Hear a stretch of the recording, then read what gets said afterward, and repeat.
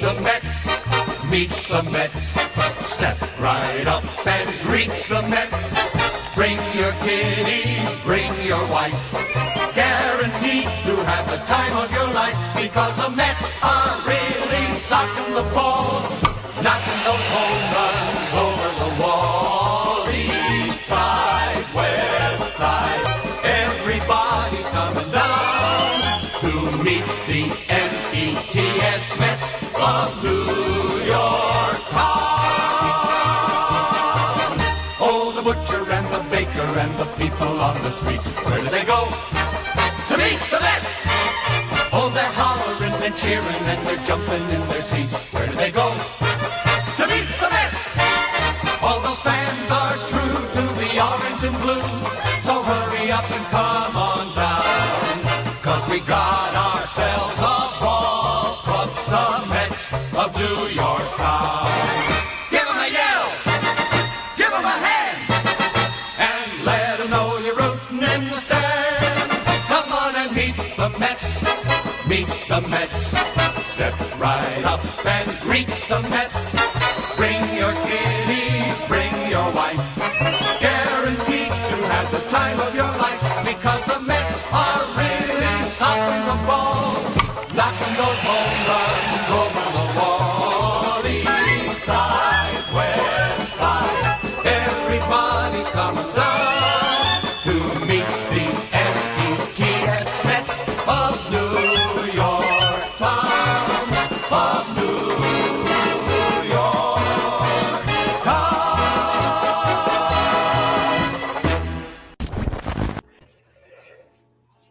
Alrighty, how's it going, Mets and overall baseball fans? Thank you guys all so much for chiming in for the latest live stream here in WardyNYM. And today is a special day, not just because it's a Mets doubleheader, but this is the first and long-awaited in-game live stream here on the channel. As you guys, many of you know, if you guys have been followers on the channel over the past year from last season, we did a lot of in-game live streams. I think 50 to 60. It was a lot of them. Unfortunately, the Mets lost a lot more games than they won when I was live, but that wasn't necessarily because of me, but the Mets just incompetence last season down the stretch. But today's a fun one. We got David Pearson on the bump for game one. I thought he was going to be pitching game two, so that was a little surprise to me. Cookie Carrasco will get the nightcap. And we'll be breaking down the second game today and a post-game show breaking down both these games that transpired later on this evening after game two, so probably around 10 or 11 p.m. Eastern time. But for today, I'll be giving my own play-by-play while answering all your comments and concerns as we all, as Mets and baseball fans, react live in time to today's game one of the doubleheader between the Mets and the Braves. So I'm really excited to get into it. I'll be breaking down the Mets lineup here in a second and what I like and potentially what I don't like about it, and what early expectations we could have as we get closer to the game start, which is around 3:10 p.m. Eastern time. And once the game starts, I will have a different graphic. It will not just be me on the screen this entire time. Would like to make that clear. But for everybody just chiming in, thank you all so much for being here. I really do appreciate it. Make sure to smash that like and subscribe on. Help us get 100 likes for the first short-term goal and help us get a 16K subs for the next short-term goal here in WardyNYM.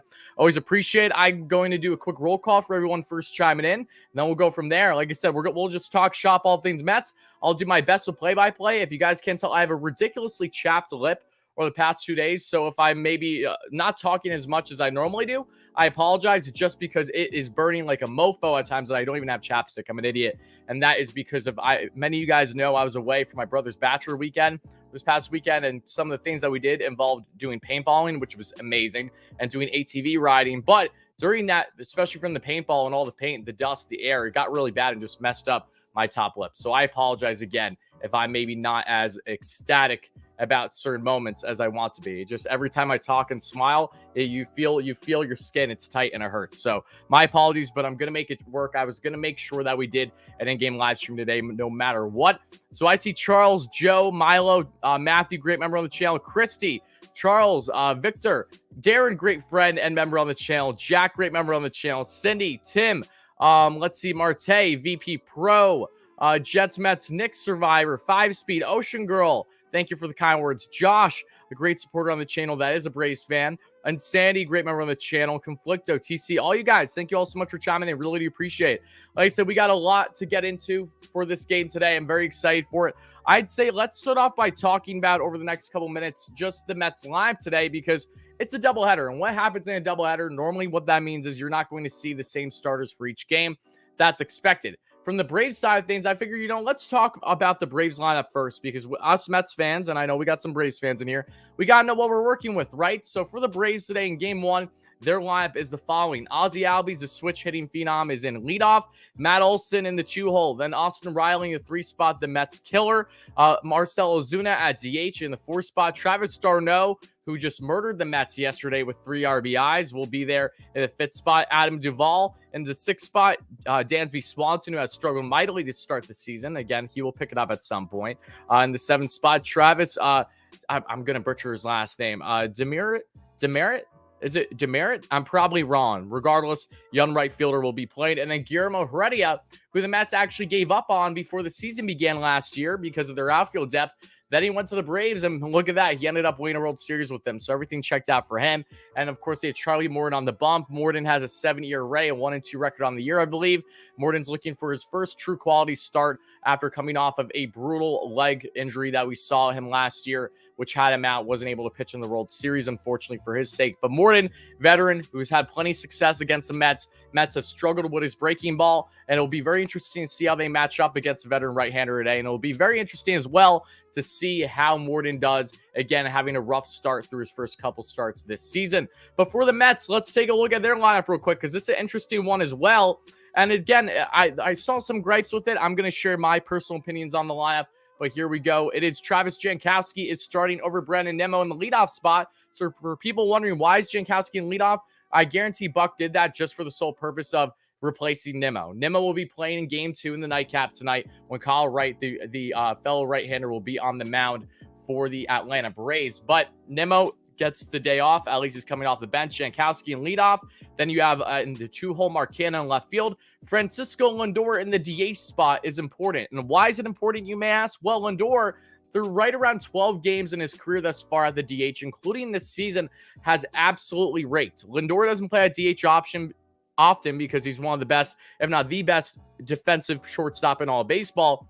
But when he is at the position, he just can't stop hitting. He has 7 home runs and 13 RBIs in only 12 games at the position, with a way over 400 average, way over 400 on base, and almost 900 slugging. I mean, ridiculous OPS from Francisco Lindor when he's DH. And he DH once this year, and he absolutely raked in that game when he did. So he's definitely got to keep an eye on in his spot today in the lineup in the 3-hole. Pete Alonso in the 4 spot at first base. Eduardo Escobar getting the start. J.D. Davis started at third base last night. Escobar back at third today. Jeff McNeil after Escobar at second base. Right field will be starting Marte per usual. And then we get Luis Guillorme playing shortstop for Francisco Lindor today. Will Lindor gain the day off from the field playing at DH. And then Tomas Nido is going to be in your 9th spot as the catcher for David Peterson, who is the southpaw that'll be pitching, who has a 0.64 ERA through, I would say, 13, 14 innings so far this year. And this is Pearson, who he pitched right around 5 days ago and did not look good. It was his first and only start in the minors in AAA thus far in his career. He was sent down there, did not have a good outing. Not concerned, though. All that matters to me is that he has good outings when he's with the Mets, not so much when he's in the minor leagues. And for people wondering, how was that his first start in AAA a couple days ago? Well, fun fact, I know many of you guys know this already, but David Pearson jumped all the way from AA to the bigs when he arrived with the Mets back in the 2020 campaign, where he had his debut, where he pitched a really nice, I think it was 4 or 5 strong innings against the Boston Red Sox in Fenway for his MLB debut. So David Pearson, I'm excited to see him on the bump. I'm curious how the Braves are going to match up against them. Braves, of course, are going righty heavy in their lap today. There is no Ronald Acuna Jr. for the day game, which tells you that we're probably going to see Acuna Jr. for the nightcap. And that also means that we're probably not going to see Acuna tomorrow as well, because from the reports that I have seen, Acuna, he's not going to play every game. He's only going to play, one game of the doubleheader, and he's not expected at this point in time to be playing day games after night games. So Acuna, expect him probably playing in game 2 tonight. That game I will not be streaming, but I will be covering the game after that for my normal post-game show, going over both this game and that game. Even though that, yes, I'll be going over everything that happens live today, I'm still going to recap the first game and the post-game show later for the people that didn't watch the in-game live stream.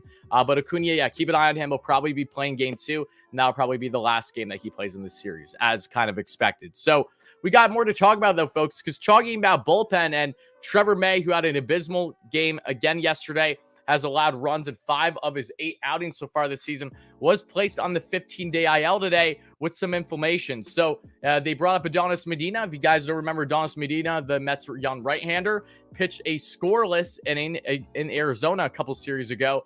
And it was, in fact, not just a scoreless inning. He struck out the side. So Medina, looking forward to seeing how much of an impact, if at all, will have for the Mets today and the coming days. Trevor May, I hope that he gets the proper rest on this 15-day IL. You know, he said after the game yesterday he was not fully healthy. He's only pitching around 80%. I don't know why exactly he was in the game in that sense. But regardless, all I hope is that he gets fully healthy and he gets the best version of himself. He was visibly frustrated and upset. I know we get a lot of gripes with Trevor May. I know a lot of people on the Mets fans don't like him. I've never been that way. I've always thought Trevor May has always been a solid reliever. But he has health issues. Okay, let's get those health issues sorted out because I don't want that man pitching again unless he is 100%. Nor do I think the Mets want that either. So yes, for everybody just chiming in again, Trevor May on the 15-day IL. We'll see how he looks once that IL stint is done, if he needs any rehab or anything like that. But to shout out more guys in the chat, Oliver, how's it going? Victor, let's see, Joe, Official T, let's see, CZF1K. All you guys appreciate it. So guys, everybody in the chat right now, to my 50 viewers again, the game does not start for another 10 minutes or so. Once the game starts, I'll be changing the graphics. You guys will see how I have the setup, and I will do my best to follow on and give you play-by-play. However, fair warning to everybody right now, guys. My TV is more than likely going to be on delay with yours. So if you want the best experience, if you plan to chime in for either a portion or a good majority, if not the entire game, while it's transpiring live, I highly suggest you sync my audio here in this live stream with the game that you're watching, however you're watching, either on TV or on stream, however you're going about it. If you want the best experience so that we're all kind of following along together and avoid some spoilers, because I know that's naturally going to happen in the chat regardless of what I say, I would say try your best to sync it, whether you have to fast forward your game or put it on slight delay. Again, if you want the best experience, and that is probably the best way to go about things. Let's see. May didn't suck last year to insanity. No, that's actually a fallacy. If you look at May, he had an over 3-year array, but his advanced numbers were pretty strong. Trevor May was actually one of the better relievers in baseball last year, but don't let a couple bad outings make you think otherwise. Again, all it takes is looking up the numbers. It's not that difficult. And this isn't a slight on you at all, Insanity, great member on the channel. I just would like to make clear, people just go with the assumptions that they view when poor outings happen, and they view that as the entire tenure of a player's career with the Mets. Same way how there somehow, someway are still fans out there that view Francisco Lindor as a bust over the first poor 2 months last season and ignore everything he did after that and ignore everything he's done this season. So context. Do yourself a favor. Go on Fangraphs, go on Baseball Reference, do whatever you got to do, and look at the numbers. And the numbers will tell you that Trevor May did not, in fact, suck last season in his first year with the Mets. Let's see. Jules says, Wardy, I'm on my way to the game right now. I'll be in the live stream too. Awesome. Well, definitely make sure you're focusing more on the game than here, but I appreciate you chiming in no less. Thank you so much for that. Let's see. How is Gigi and Stormy? Says Darren. They are doing fantastic. Thank you so much for asking. If you heard a little rumbling in the background a second ago, that was Gigi drinking water because she is thirsty. Let's see.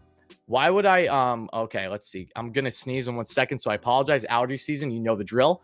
See if I can get away with it. Boy, oh boy, that was a big one. Okay, let's see.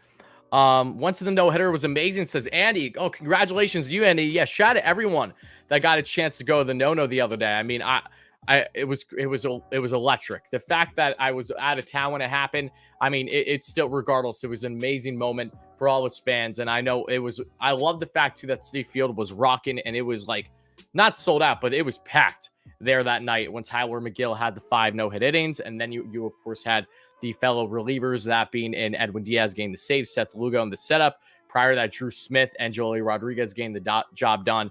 Yeah, crazy stuff. You live in New Mexico, so I can't watch the game. Looking forward to experiencing the game with you. Oh, sounds good, Ocean Girl. Absolutely. Appreciate you chiming in. Just as an FYI, Ocean Girl, if you would like to watch the game via stream, there are sites out there that you can do that. There is one that I know that apparently works pretty well. I think it's called MLB 66. I don't know if that's something that what is warranted. But I do know that those sites have done really pretty well. So I think MLB 66. So if you really want to watch the game other than listening to the live stream, I would say try to check out some streams. Just be wary, especially on your computer. Make sure that you might have an ad blocker or something, because you don't want to have it where you can get some viruses or anything like that, because that tends to happen when you're looking for streams for games that aren't necessarily official, if you get what I'm saying. What are my thoughts on one single emission doubleheader opposed to day-night doubleheader? I think single emission doubleheaders is the best way to go about it, personally. but single admission doubleheaders usually happen more so when there is a rain out the night before. So, for instance, the Mets had a single admission doubleheader for their first doubleheader this year against the Giants because the game rained out the day prior. Today, it's not single admission doubleheader because this is because of the MLB season being on delay by a week or two because of the MLB lockout. That's the difference. Normally, this would be single admission if it was a rain out the night before, but that wasn't the case today. So, yeah, I prefer single admission. I think that's awesome. You get 2 for the price of 1. How can you go wrong if you're attending? But I understand why that isn't the case for the Mets today, assuming that is what is transpiring. Let's see here. Jonathan, how's it going? Happy to be here. Oh, thank you so much, Jonathan. Hope you're doing well, my friend. Let's see. This sub saying they're getting rid of Trevor May. They're not getting rid of Trevor May, Blindbeard. He's on the 15-day IL because he's injured. He's not going anywhere. He just has to heal up. Let's see. What can we expect? When can we expect a DeGrom return? Probably halfway through the season. That's the direction that we're looking at because he still is a couple weeks away from getting imaging on his shoulder again. And if that is clean one more time, then he will start to ramp up his pitching. And that is going to take at least a month, probably a month and a week or so. So, yeah, we're probably not going to see, I would imagine we're not going to see Jake until closer to around the halfway point of the season. And that's fine. As long as he's healthy and ready to go and there's no setbacks, there's nothing better than having the best pitcher in baseball in your rotation with a rotation that's already been thriving so much in the second half of the year as you were pushing for a playoff run. Darren, that's awesome. Enjoy your dinner, my friend. Absolutely love to see that. I'm not surprised. You're an absolute gym freak. I'm sure you were freaking jacked. You're an absolute beauty. Everyone should strive to be like Darren in so many ways. So shout out to you, my man. It is single admission today. Oh, it is. Oh, my mistake. Oh. I was completely wrong then. I thought you asked that question because it wasn't single admission today. So my apologies. I was wrong in that one. I'm a little surprised that it's actually single admission today. I thought that if you're going to have it separate, it would have made more sense because this wasn't because of a rain delay, but rather just the MLB scheduling. But hey, if it's single admission day, then that's cool. Yeah, I'm not opposed to that. That's what I would prefer for me attending a game. I mean, that gives me a good excuse to be there all day long.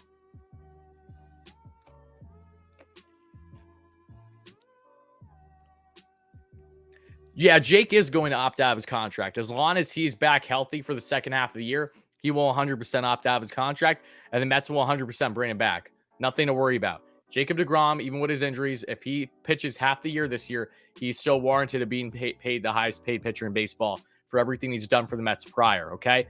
Jake took a team-friendly contract when he signed the new deal with us previously, so he deserves everybody in the world to get paid, and for good reason.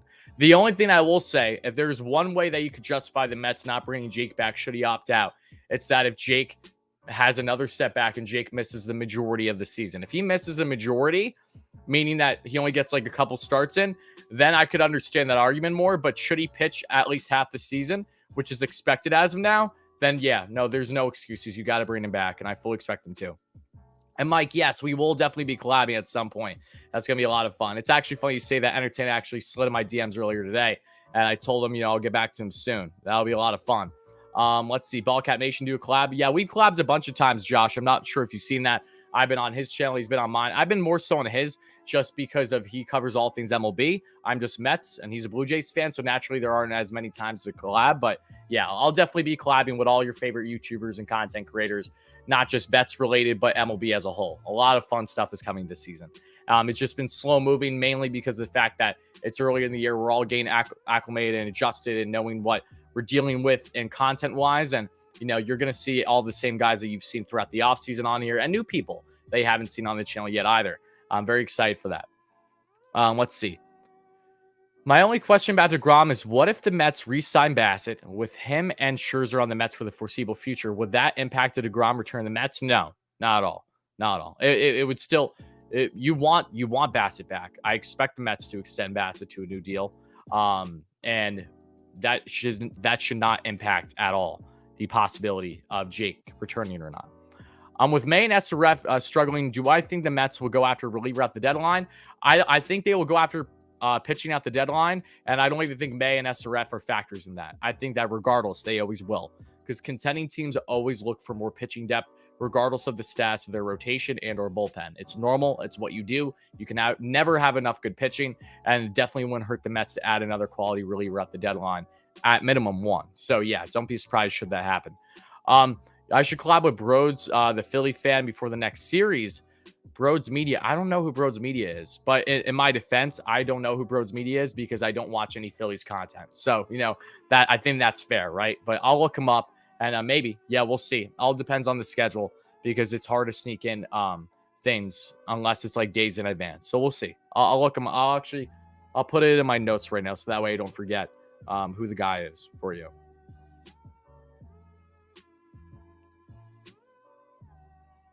And shout out to everybody in the stream. Thank you all so much for being here. Continue smashing that like and subscribe button. If you guys are just chiming in, help us get to 100 likes for the next short-term goal and help us get to 16K subs for the next short-term goal here in WardyNYM.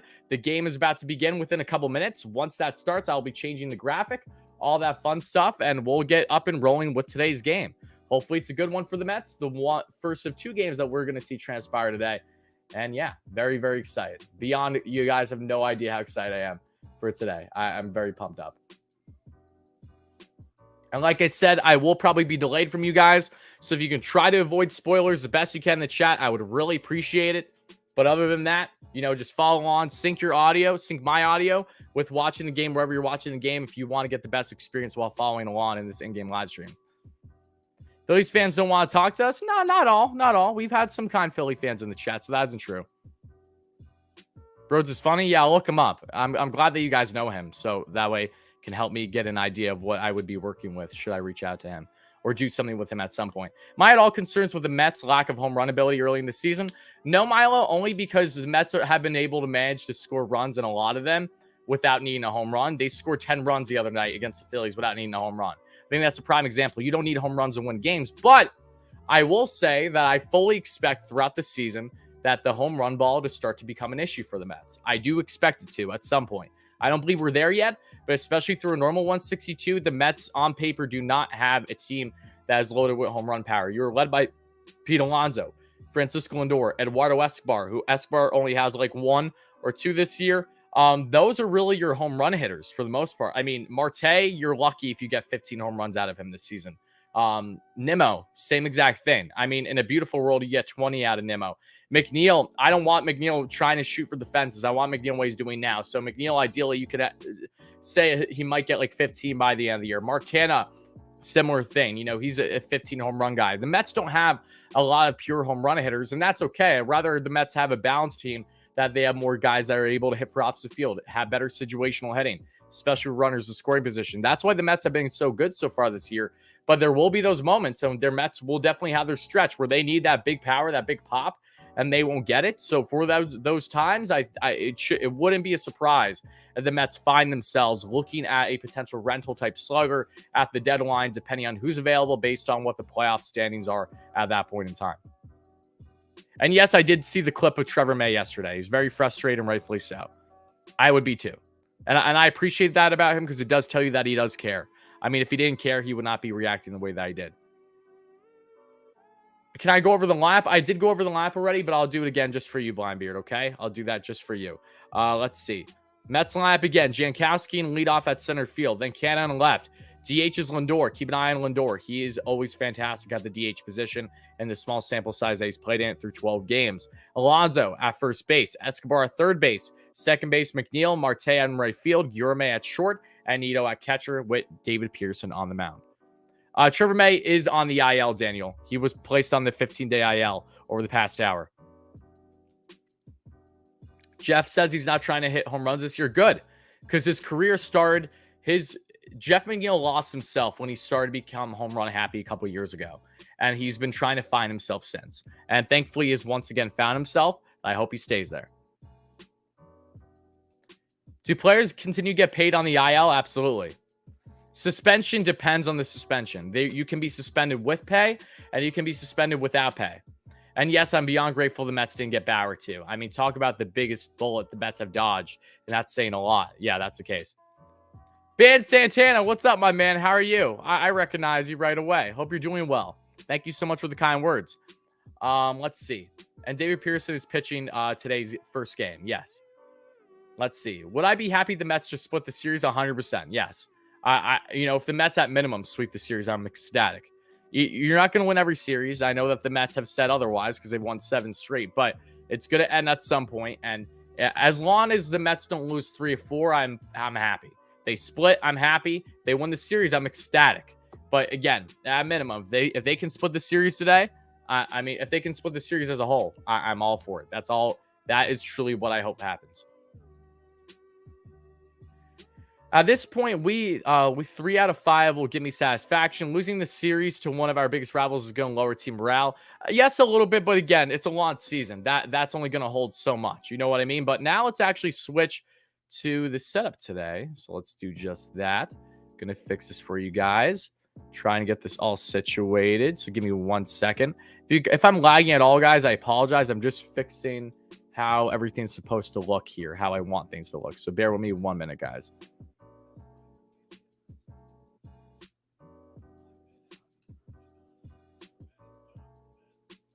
Let's see here.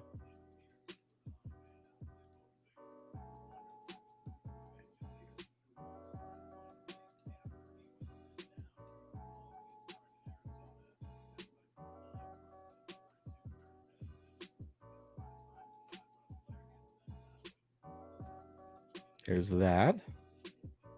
Actually,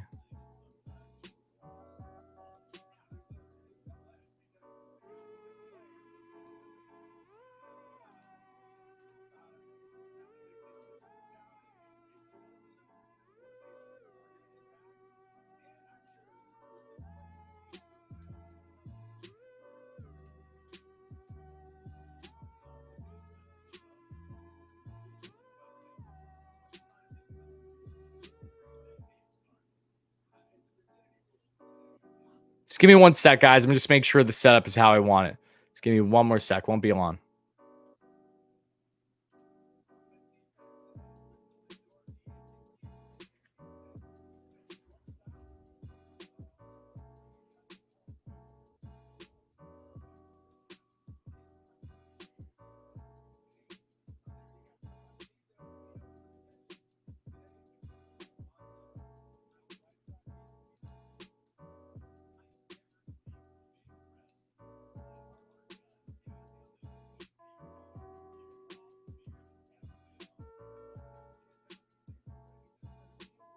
All right, and first pitch, and that's going to be swung foul by Albies, and it's 0-1 on the count, just like that. All right, I'm going to leave this setup like this for now, and then we'll see if I want to keep it this way or if I want to mix it up. Hope that looks okay for you guys. This is how I'll be having this set up momentarily, and we'll change it as it goes throughout the game. Second pitch, and that's going to be, it looks like a off-speed pitch outside by Peterson, and it is 1-1 on the count.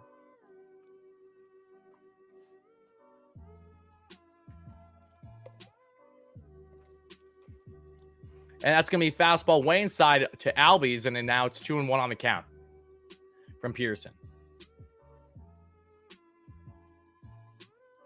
Again, appreciate everybody being here. Continue smashing that like and subscribe button. I'll be answering your comments, as the best I possibly can. But for right now, I'm going to try and do my best with the play-by-play and the 2-1. And that's going to be another off-speed pitch that misses outside. And now it's quickly 3-1 on the count to Ozzy Albies.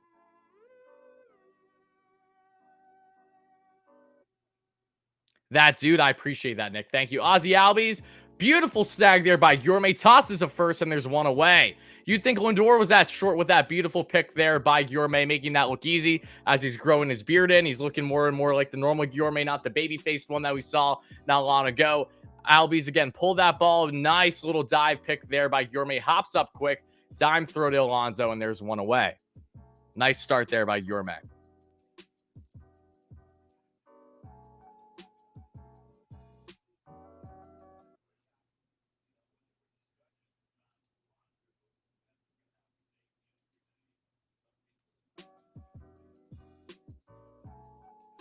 And that's going to be a little chopper, and that's tossed by Yorme again, and he gets him out. Wow! 1 pitch swinging, 2 outs now. Beautiful play. Another masterful performance there by Luis Yorme, looking like a true wizard out there in the infield. Back-to-back beautiful throws to first. And just like that, the Mets have 2 easy outs. Beautiful turn. Wow. On the money. Alonso with the nice pick at first. Just got enough on that one. And quickly there are 2 away to get both Albies and Olsen to start the inning.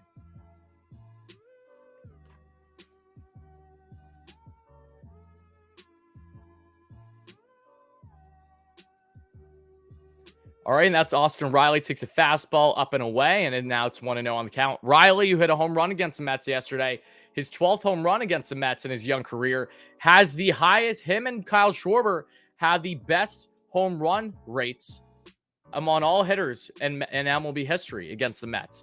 Austin Riley hits a home run at a very good pace against the Mets. It's ridiculous. He has 12 bombs, 26 RBIs, at over 1,000 OPS in 35 games against the Mets in his young career.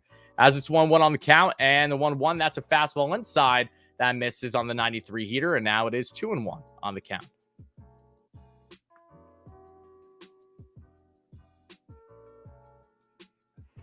And the 2-1. And that's a big swing and a miss. And the Braves are down to their final strike here in the top of the first.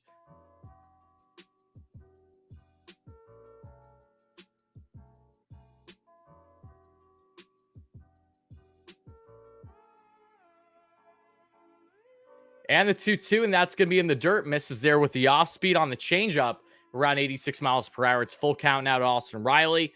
David Pearson has to be careful here. This is, again, a Met killer. Always have to be wary of what you're dealing with in this type of moment.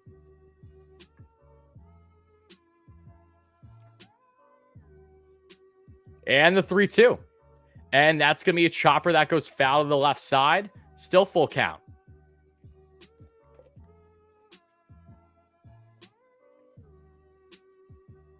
You'll be listening while you're in bed? Awesome. Oh no, not awesome. You were in a car accident yesterday. Oh, I'm so sorry to hear that, Insanity. I hope you feel better. I hope you're okay, and everyone that was in the accident's okay. David Pearson misses on the changeup down and out of the zone. Ball 4. As expected, Austin Riley gets on base. Probably won't be the last time you see that happen tonight. Again, got to give him that kind of Kyle Schwarber treatment. Got to be very careful when you're facing Austin Riley. 1 on, 2 out here in the top of the first, and now here comes Marcell Ozuna.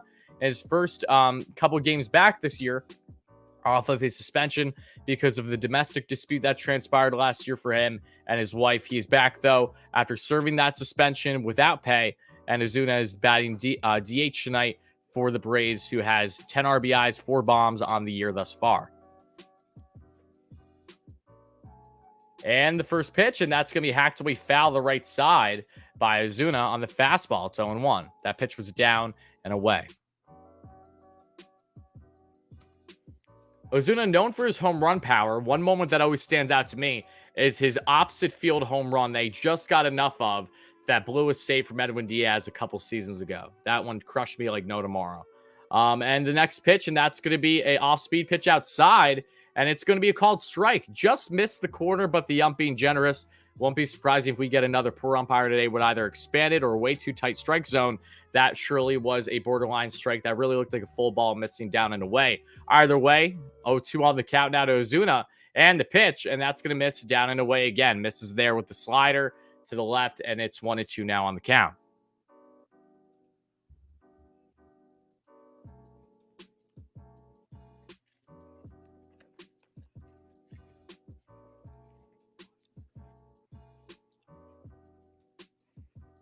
And the 1-2. And Ozuna rips that one. It's deep, it's far, and it is foul.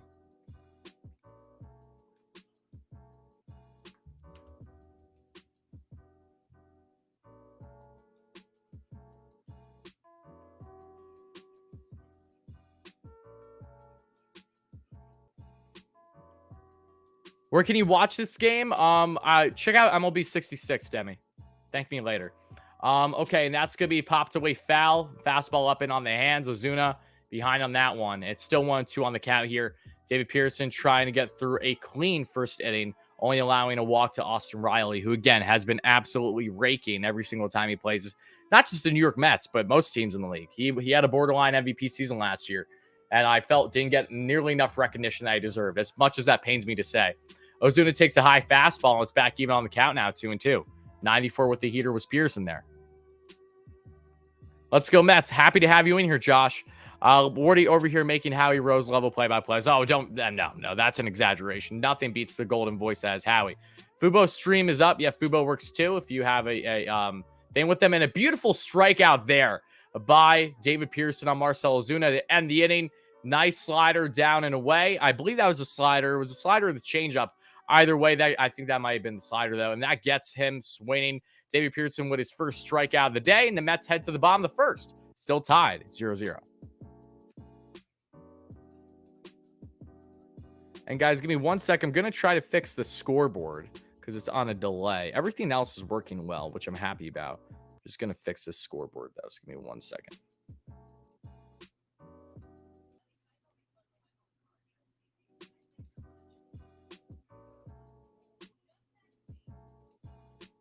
Just give me 1 sec, folks. Shout out everybody being in here. Thank you guys all so much. I'm very excited to be getting into this entire play-by-play for the entirety of today's game. Hopefully, it's a good one for the Mets. And again, we'll see, though. Starting off good, though, from David Pearson.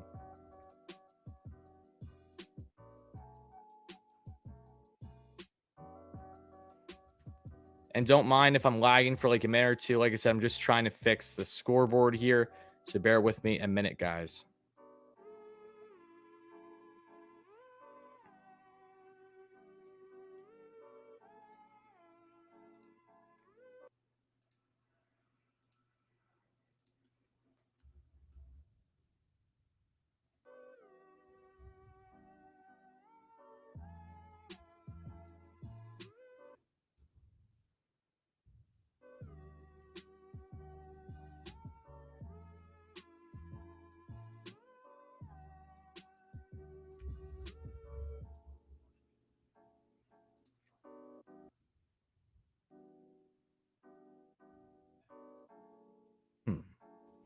Hold on, folks.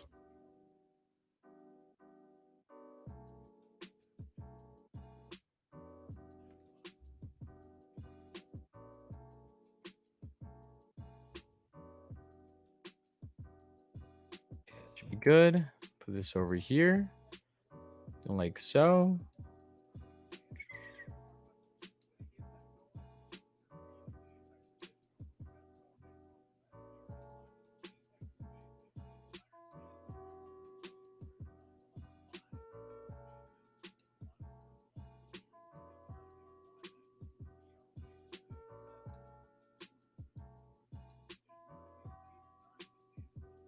Hold on, folks. I know I'm delayed in Jankowski's in his at bat, and he took a that was a strike, but that was a down and in.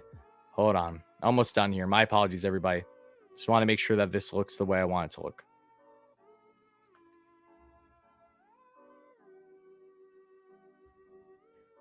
Oh, Travis Jankowski with an infield single to start things off. Love to see that. Legs went out. That is what Travis is known for. That beautiful speed. And just like that, the Mets have the leadoff runner on board here in the bottom of the first. Love to see that. Good stuff there by Travis the Hustle.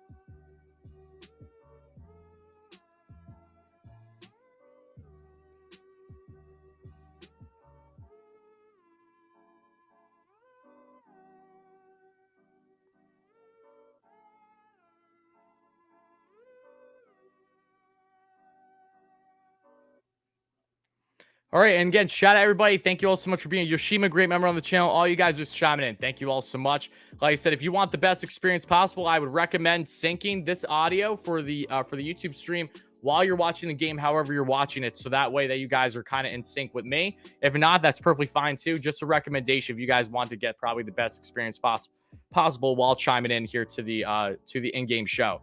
And that's going to be a pop-up by Canna. Following back, can d'Arnaud get under it? No, he cannot. And it is going to stay foul. So 0-1 on the count for Marcana. Marcana, who hit his first home run as a New York Met yesterday, had a good day at the plate, 2 for 4. Yes, he struck out with bases loaded against Colin McHugh, but overall, he still had a good day at the plate. Marcana, who's been slashing damn well so far on the season for the Mets, with an over 300 average and over 400 on base. I mean, you can't ask for much more from Canna.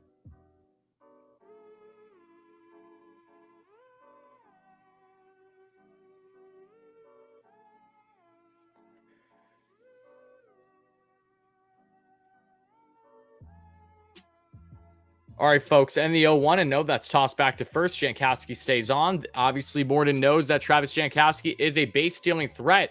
One of the faster players in the MLB. Jankowski isn't just a demon on the base pass, but he's a fantastic glove as well. The biggest thing that's derailed Jankowski's young career at this point has been injuries. As long as he can stay healthy, he's a Swiss Army knife for a competitive team pushing for playoffs, and that is his role currently with this New York Mets club. What's terrible, Demi? Let me know. And the pitch to Canna, and that's going to be fastball down and away. Mister with the 95 heater. It's back even 1-1 on the count now.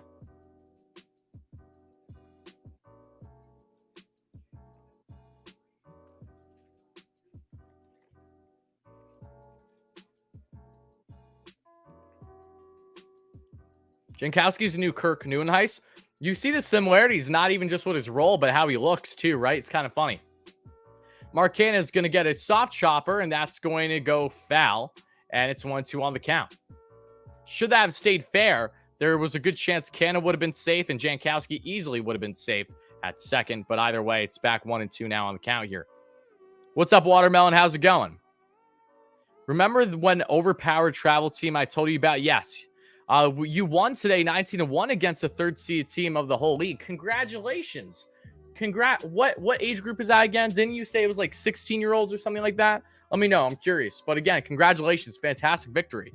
Massive shout out to you, my man. Winning 19-1, that has to feel damn good. I know I'd be feeling electric after a victory like that.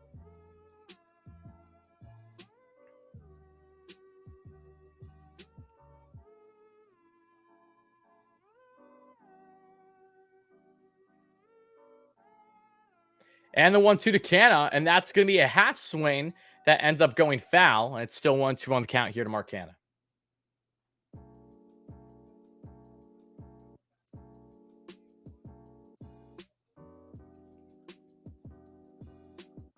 And guys, we are 40 likes away from 100. Continue smashing that like and subscribe button, folks.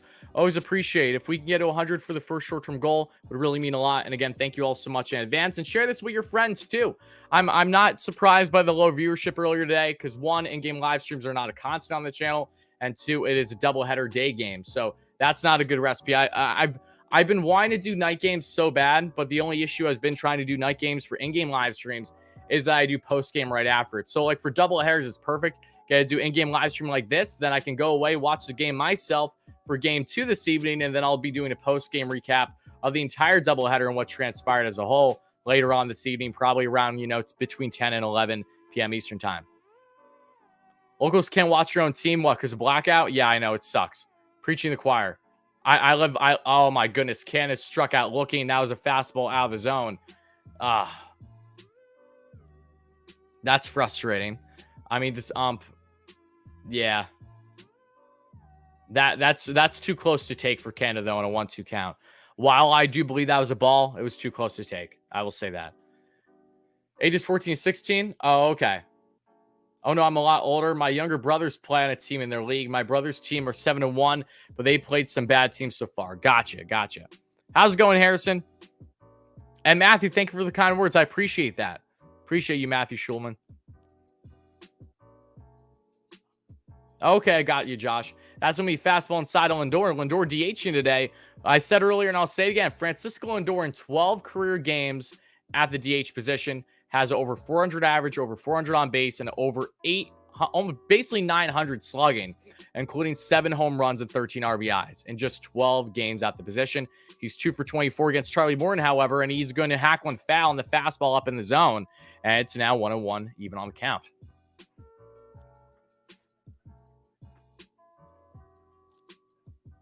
LSY, I like the way you think. Yeah. Someone get me a NordVPN sponsorship. Let's make it happen.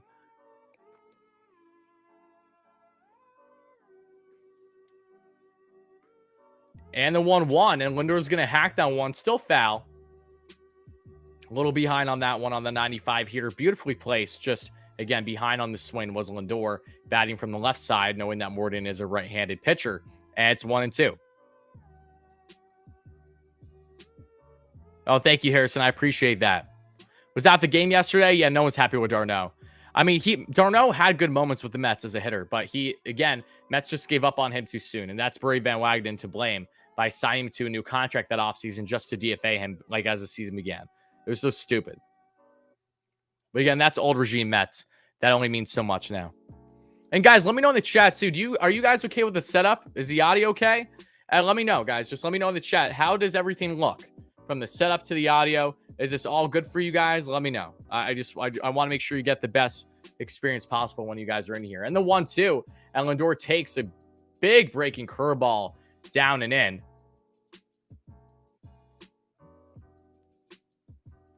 You're going to the game tomorrow. Awesome, Harrison. Have a great time. Hopefully the Mets get a W. Lindor was arguing that he got hit. It looks like it hit right in the dirt and may have hit his toe on the bounce. They're reviewing it. The Mets are challenging because they do believe Lindor got hit on the bottom of the foot. A little early for a challenge, I got to be honest with you. I just hope that the Mets don't lose this one then, because from the angle that I saw, it didn't look like it completely hit him. It looked like it may have hit him right after it hit the ground, but we'll see. That's the only concern with challenging this early in the game. We're the bottom of the first. Is that going to make such a drastic difference? Watching the replay again, and yeah, it looks like it hit Lindor's foot on the bounce, but we'll see. We'll see. I don't love that challenge by Buck. I don't think that's definitive enough, but we'll see though.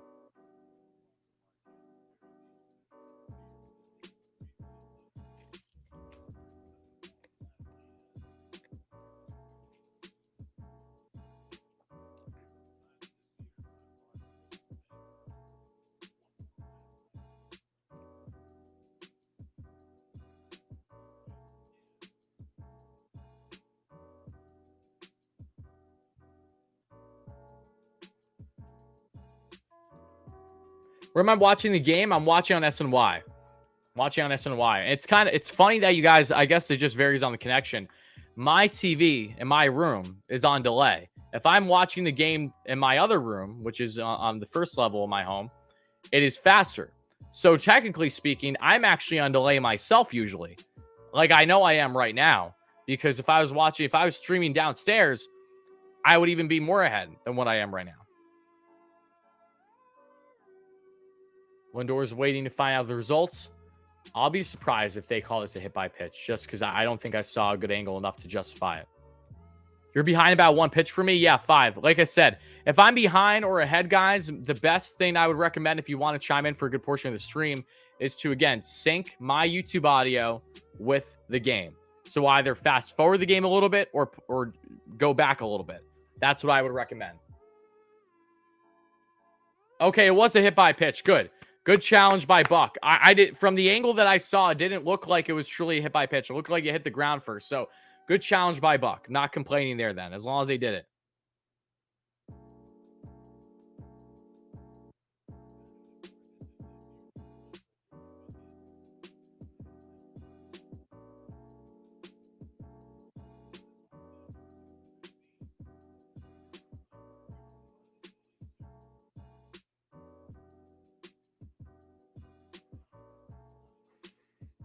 All right, come on. Pete has 2 on, 1 out here in the bottom of the first. If the Mets can attack and get on Morden early, that can be quite the statement.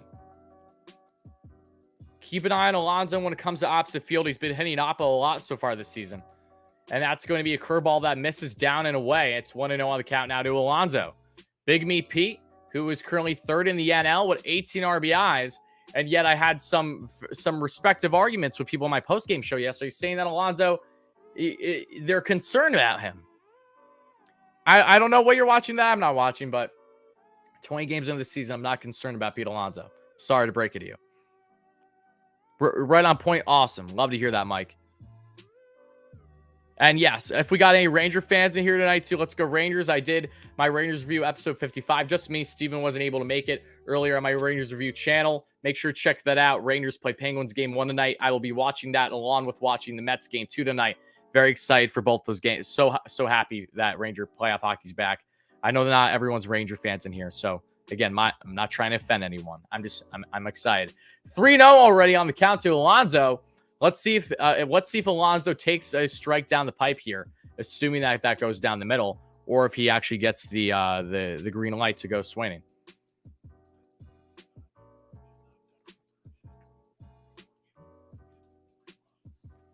That's fair, Nick, but he'll find his way. Again, the MLB is on a historically low pace to start the year offensively since the pre-steroid era, and that applies to everyone, including Alonso. And the pitch by Morden, that's going to be that's not a strike, but we're going to call it a strike to give him the call, and that's 3-1. This ump is already pissing me off, but again, sounds like a day that ends in Y. That was a fastball that just, if anything, just nicked the top. It barely. That was a full ball out, man. Full ball out. That should have been ball 4. All right, Pete, get ready to swing, baby. Anything in the zone, you go after here. And he does, and he is behind on it, and now it's full count. That was the pitch to hit. That was a fastball right down the dick by Alonso that he was behind on.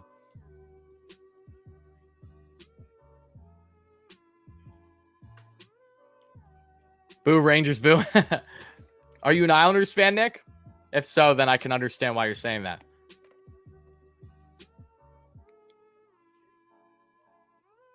Yeah, no, I'm not disagreeing. Oh, Pete did something. I didn't see it, though. Wait. Pete Alonso, opposite field, RBI. Let's go. What did I just say? Pete Jankowski scores. The Mets have an early 1-0 lead. What did I say? I said, watch out for Pete Alonso, opposite field. He is going to make something happen. He's been doing it all season long.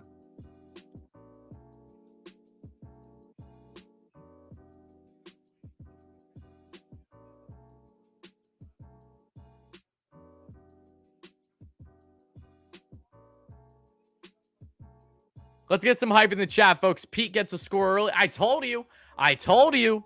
What did I say? Opposite field, Pete Alonso. Look out for it. That's exactly what he did. He did the exact same thing the other night against Philly, too. RBI opposite field single, just like that. I love the fact that he's not pulling the ball nearly as heavy as he has him. This is the most he's hit opposite field to start a season in his young career by far. He's hitting down the pipe, dead center. He's going to right field a lot. And that's really impressing me, knowing that he, again, is a slugger, doing the things that he's done so far. Shout out to Pete. Mets up 1-0 early. You love to see that.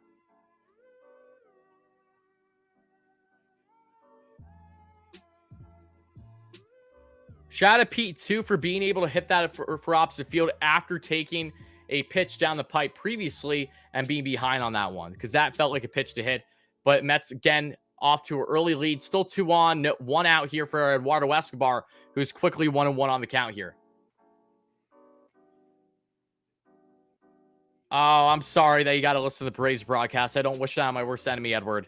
The only, guys, you got to understand the reason why I don't do in-game live streams as often as post-game is just more effective. I feel that I can have a better quality content for you, have the highlights in there, and really break down and process everything that transpired in the game. And, you know, thankfully, it's been a great success thus far. In-game live streams are fun, and that's why we'll be doing them, just not as common because of, 1, how long the games are, and 2, if I do in-game, it's a struggle for me to do post-game right after that because I try to do it right after the game. It's hard to do that after I'm doing a stream like this. But that, again, is why, especially on doubleheaders, more often than not, you should expect me to do the first game because there will be no post-game after the first game today. I will do post-game coverage after the second game, talking about them both. So I hope you guys understand that. But yeah, shout out to Pete for getting that RBI single to start things off.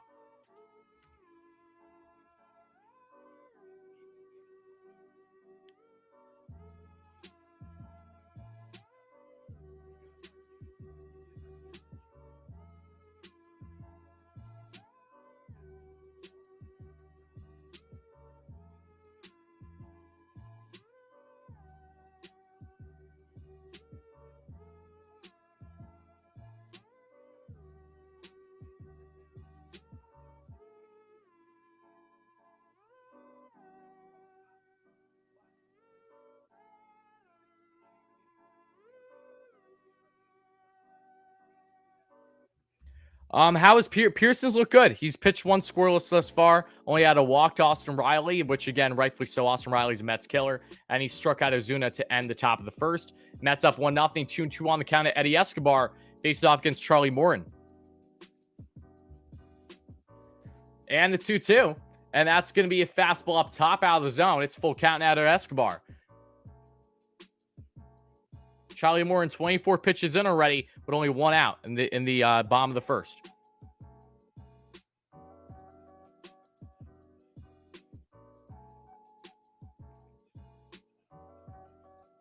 $30 likes away from 100. Thank you guys all so much for that. Continue smashing that like and subscribe button. You guys know the drill by now. Again, always appreciate everybody's support, so thank you all so much for that. Let's see. And the 3-2 to Escobar. And the pitch. And that's going to be a chopper that goes foul. Way out in front there is Escobar on the curveball. Still full count. Escobar is not underachieving so far this year. I disagree with that notion completely, Edward. Don't let Escobar is performing, other than a lack of home run power. Escobar has been fantastic for the Mets. He had a little cold streak, but my man's has been a walk machine, which is something he's not known to. This is most walks he had through his first 20 plus games to start his season in his career, literally. And I think Escobar has been fantastic for the Mets. I don't think he's been underperforming, as he just got himself an RBI single. So you'll love to see that. Francisco Lindor scores. Mets are quickly up 2-0. Let's go. Let's keep talking. Let's keep talking down to these Mets. Yes, because they're going to keep proving everybody wrong. Let's go, baby. 2-0 Mets early in this one. Eduardo Escobar with an RBI single.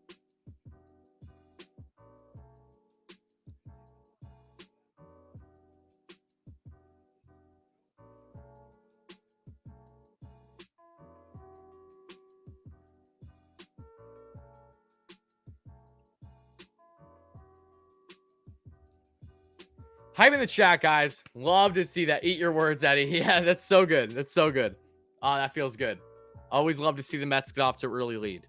Big first for the Mets. If the Mets can continue this, that would be fantastic, because there's only one out and there's still 2 on. Let's keep the ball rolling, baby. Keep the ball rolling. Jeff McNeil, who's been the best hitter for the Mets so far this season, is up at the plate against Charlie Morin, who he has strong career numbers against. Yes, he does. I'm not going to jinx it, though. So knock on wood. Eddie Escobar, baby. Did I get the MLB notifications from the game? No. I don't have my MLB notifications on, Insanity. Through the app, if that's what you're asking. And that's going to be a curveball that misses down and in. It's 1-1, back even on the count now to Jeff McNeil. Mets quickly up 2-0 thanks to a couple base knocks to the right field. First, Pete Alonso opposite field. Then that being in Eduardo Escobar to bring in another run. Pull that one. Love to see it. Mets up 2-0, 2 on. 1 out, 1-1 on the count here to Mr. Jeff McNeil. McHits, as I love to call him.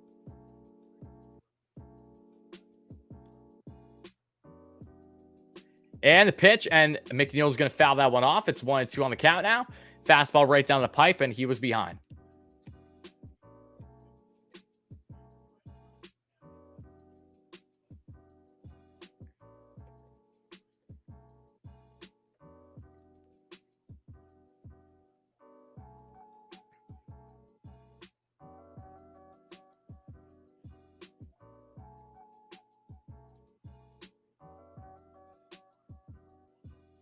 All right, folks, and the 1-2.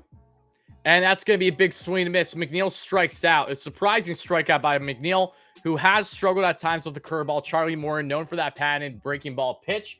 And the Mets have 2 away with 2 on here. First strikeout of the day for Charlie Morin. Mets are, knock on wood, Germs, knock on wood. Yeah, Morton's already at 30 pitches. I mean, unless he settles in beautifully, which, again, can happen, of course. If he does that, then okay. But if he doesn't, he's not going to go past 4 innings today.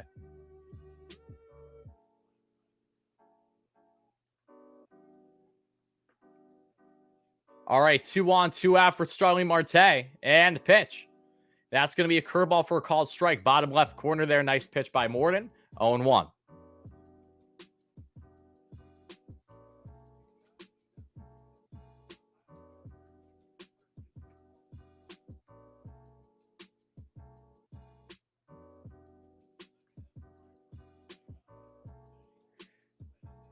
And Marte holds a swing, and it's 1-1 on the count now.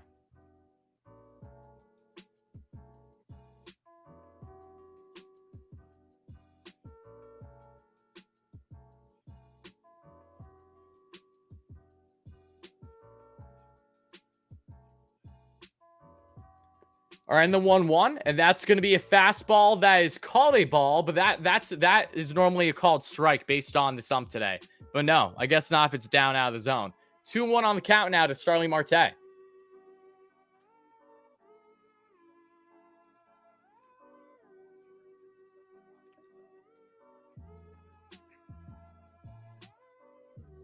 And the 2-1, and that's going to be ripped by Marte.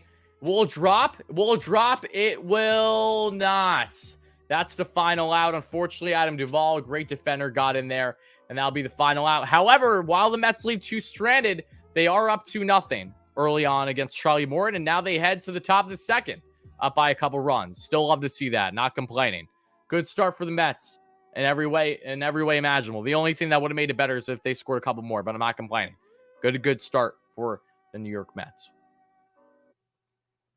How are we feeling, guys, through the first inning? You feeling good? You feeling bad? How you feeling? Let me know in the chat right now. And again, continue smashing that like and subscribe button if you guys are just chiming in. We are just through 1 hour already here in the show because we started around 20 or so minutes before the game went live. What's Morton's pitch count? Morton already has 34 pitches in, which is awesome. That's good. It's a good sign. However, the Braves bullpen is also pretty damn good. So it's not like it's necessarily a great thing if it's a bullpen game. The only upside is that if they use a good amount of relievers in game 1, they will be, dealing with a lack of relievers for game 2, even though Kyle Wright has been off to an amazing start this year for the Braves right-hander. We won't see d'Arnaud in game 2. Hopefully not. I don't see d'Arnaud catching back-to-back games. We'll see him tomorrow, though, for the series finale, I'm sure. Feeling great, Demi? Good to hear. Yeah, I think it's just important for the Mets with Morton in the bottom of the second when they eventually get there is to continue to put the pressure, to continue to have the pace up. That's what you have to do when you work a guy's pitch count early. Don't let him get comfortable at any point. Don't let him settle in. Just keep pushing the pressure. That's what I will say. Guys, I'll be right back. I'm going to go grab something real quick, so I'll be back in 1 second. Stay beautiful, stay classy. Let's go, Mets. Be back in a minute.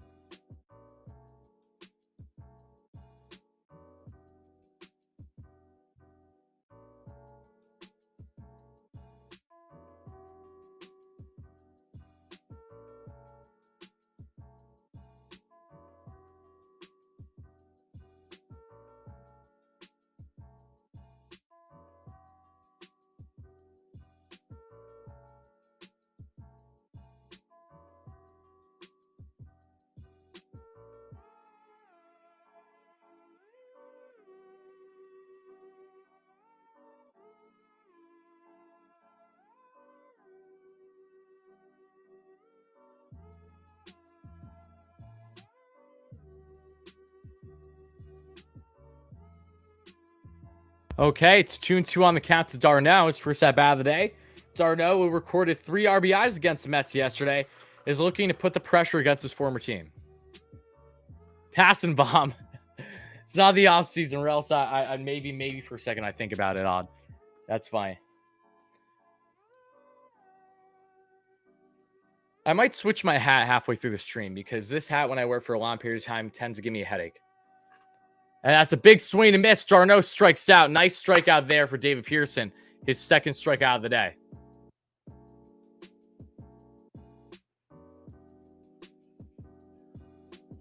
Guys, let's get some K-hype in the chat, folks. Let's get some K-hype in the chat for David Pearson getting his second strikeout. Bring in the bunny? No. We'll bring in the bunnies at some point, but not yet.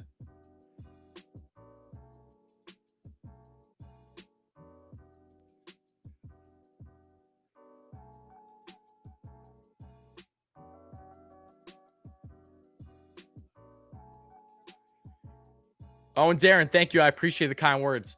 Duvall takes a fastball down and away. 1-0 on the count.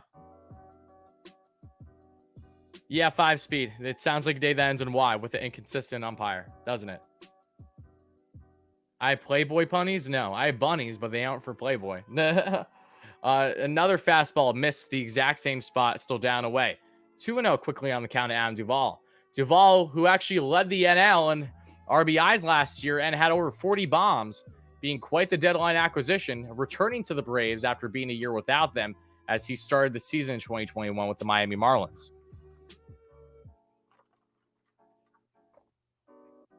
Two and one on the count here.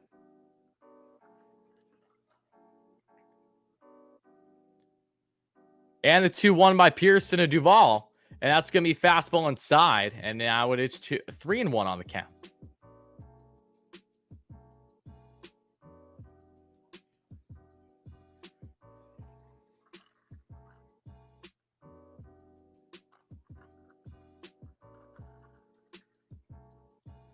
Okay, and that's going to be pardon me, not fastball. Off speed pitch for a strike right down the pipe, and it's full count at Adam Duvall with one away.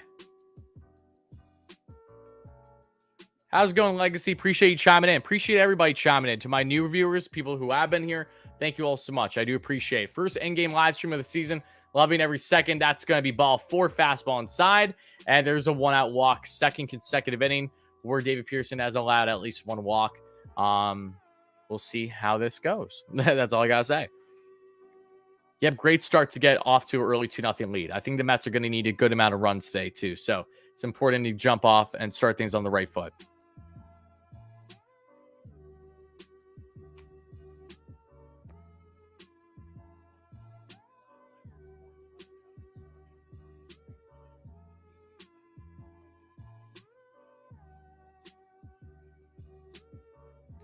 Oh, 0-1 on the count here as Dansby Swanson takes a fastball for a strike.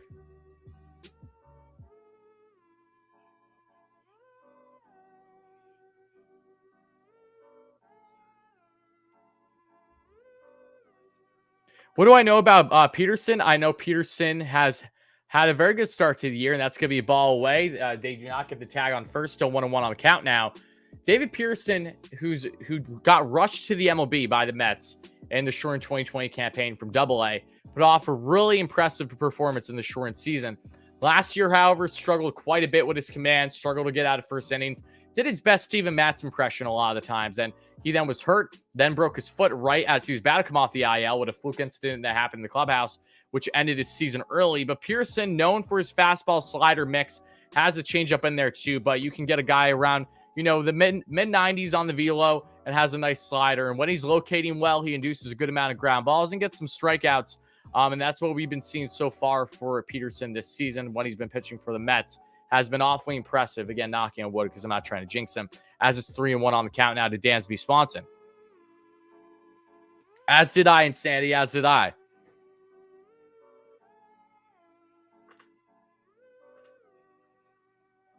I don't think JD needs times in the minors, but he's definitely his fat. Oh, and that's fair.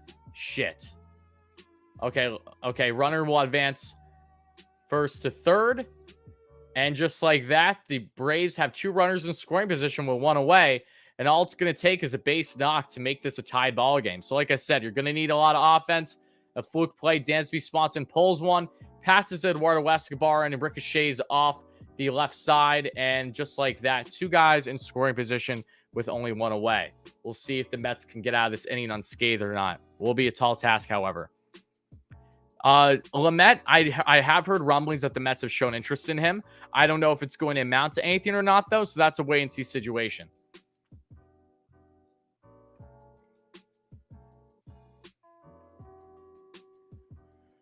Okay, and first pitch to Guillermo Heredia, the former New York Met, that the Mets actually, pardon me, not Heredia, Demerit, is up. Heredia is probably after him, if I had to assume. And yes, he is. Okay. 1-0 on the count here. That was foul. Of course.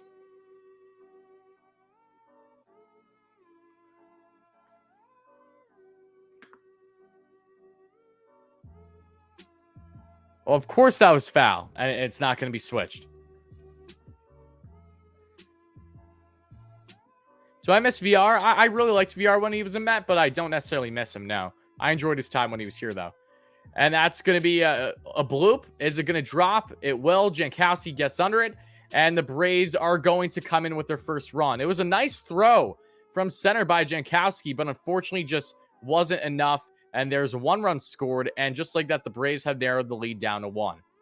Good coverage, though, by Jankowski. I mean, I think that was a better throw than what we would have gotten from Nimmo there. Just unfortunately wasn't enough.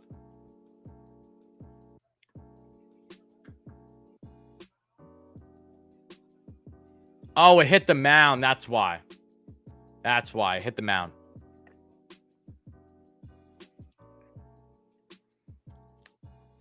Two 2-1 ball game, folks. Like I said, you're going to need offense. That's why the Mets need to continue to push the pressure on Warden. The Mets just can't sit back because they scored 2 in the first. They can't sit back and like they did yesterday. The Mets were up 2-0 early through the first 2 innings yesterday. Sat back and didn't do shit the entire rest of the game. They have to make sure that is in the case again today. That's going to be fastball in, and that's going to be a ball. Okay, no strike. Good. I was going to say, because that was a strike. Like the scoreboard, I'm just using different websites. The main scoreboard I'm using, that's through CBS Sports. Then the other stuff you see is obviously from MLB.com. Just whatever I think looks best is what I threw on there. Heredia is going to swing through that one. That goes to backstop, and it's quickly 0-2.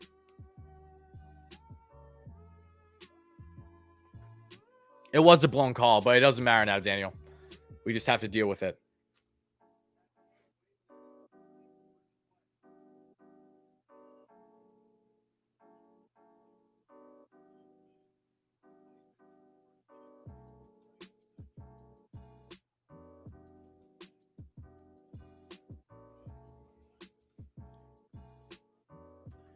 Mets one strike away from getting out of this inning, only giving up one run. 0-2 on the count.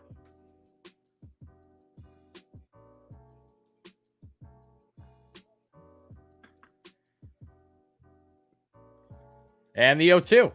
And that's going to be fastball inside. Strike three. Good call. Beautiful strikeout looking there on Heredia. And that ends the inning. Mets still up 2-1.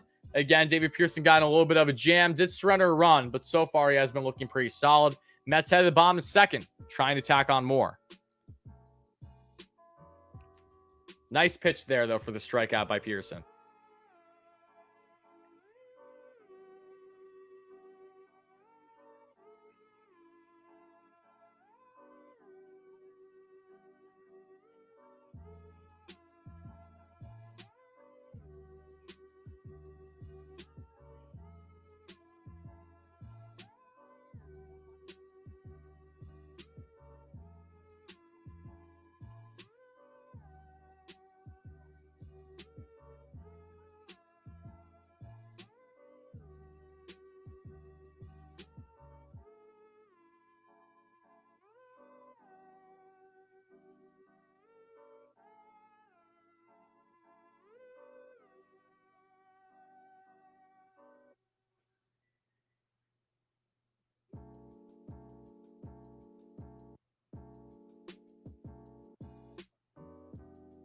All right, folks. Angel Hernandez isn't that bad. Oh, my goodness, Nick. Stop it.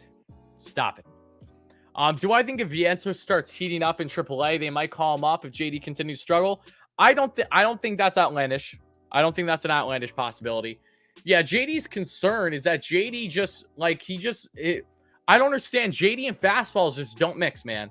They just don't mix. I mean, I feel like every single game I'm watching JD, he's swinging right through the dick on fastballs.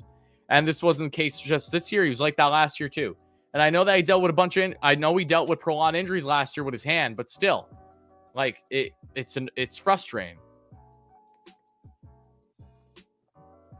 You believe last night's loss was the worst for the Mets this season?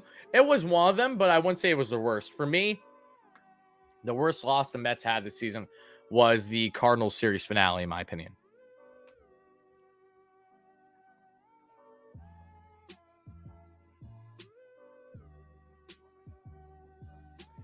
Want to know on the count here to Yorme.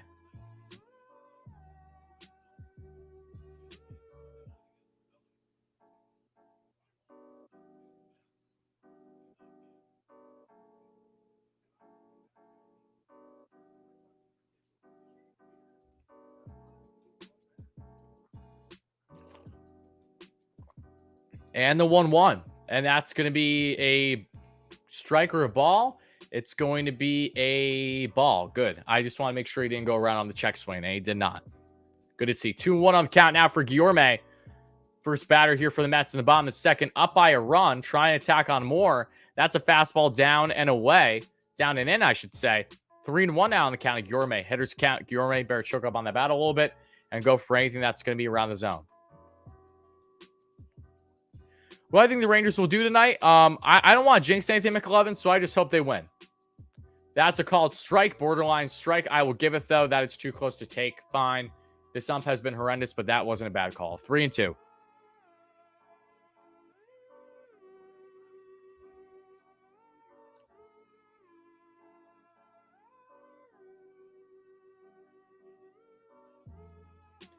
Okay, ball 4. Mets get a leadoff batter for the second consecutive inning. This time, Gourmet with a leadoff walk. Good to see.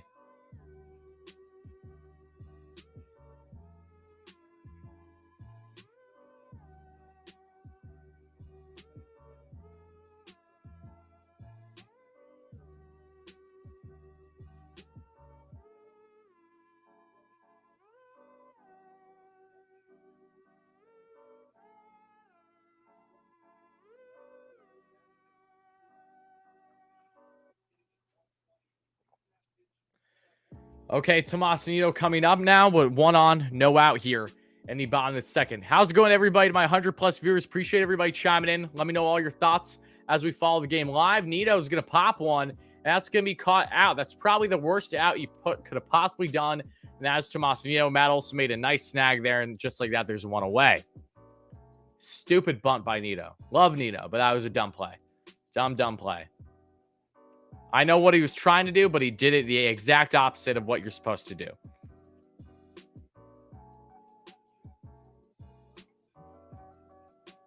Oh, Jameson, I hope you feel better, my friend. I know that you've been telling me that you've been in the hospital, so I really do hope that you get better as soon as humanly possible with whatever's going on. I think the Mets will call up Holderman later this season. I expect it.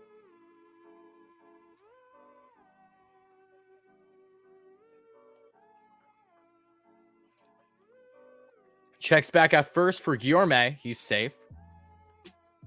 Travis Jankowski already back. The Mets have already went through their entire order as we're here in the bottom of the second with 1 out, 1 on. Jankowski got on and started things with a run scored thanks to an infield single to lead things off in the first. He's going to take a curveball that misses away, and now it's 1-0 on the count to start things off. I can't wait for Alvarez either. He's so good. He's so good.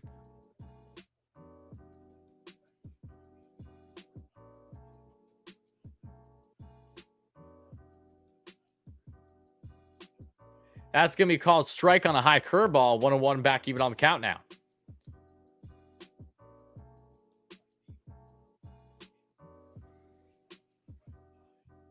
I really want to know why it's not a reviewable play for a foul ball that goes for a double. Can someone enlighten me? Why are you not allowed to review that?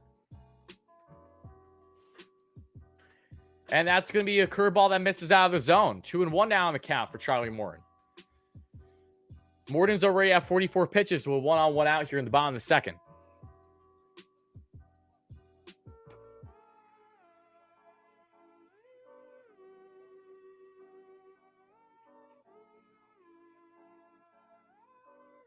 Nick, it'll happen soon enough, my friend. Don't you worry.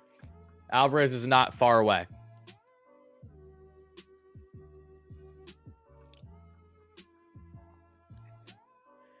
All right, and the 2-1 here to Jankowski, and that's going to be out of the zone. Another missed off-speed pitch, and now it's 3-1. It looks like he missed there on the slider.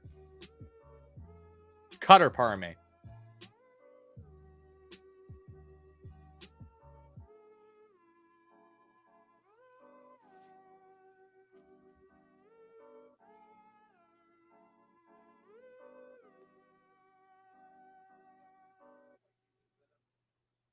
And the pitch, and that's going to be a fastball that misses inside. Back-to-back walks. I mean, not really back-to-back because Nido had that pop out, but 2 on, 1 out. Mets, for the second straight inning, are working Charlie Morton. And what do the Mets need to do? They need to take advantage. The Mets left 2 on still last inning, even though they tacked on 2.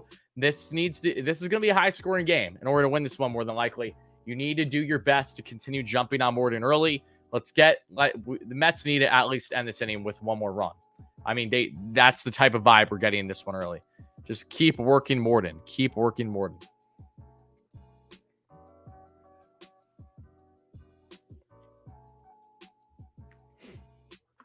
And now here comes Mark Cano, 0 for 1 on the day. And the 0-0. And Cano's going to hit that one, and that's a double play possibility. No, it's not. The ball gets away. And bases are loaded with only 1 out. The Mets have potential to make something special happen here in the bottom of the second. Canna hit for opposite field. Albies tries to play it. Not able to get the force out there at second as Jankowski with his speed misses on the throw in general. And the bases are, in fact, juiced with only 1 out here in the bottom of the second. Mets up 2-1.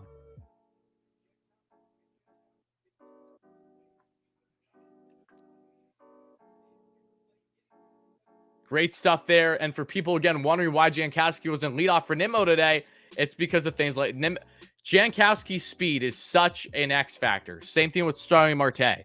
It'll single-handedly get you runs and get you the ability to get closer to winning every single day. Lindor, first pitch, and that's a curveball way up and away. Morton's struggling here with his control thus far. Definitely has missed on quite a bit of the curveballs that he's been trying to throw. All with the fastballs down and out of the zone.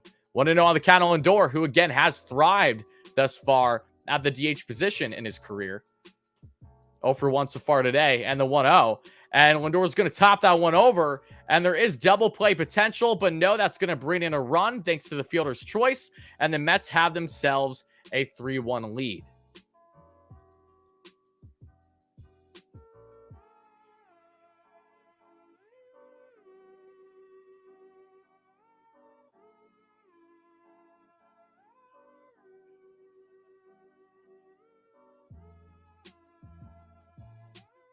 Hi in the chat, guys. Mets up by another run. Love to see that. I would like them to tack on more, though.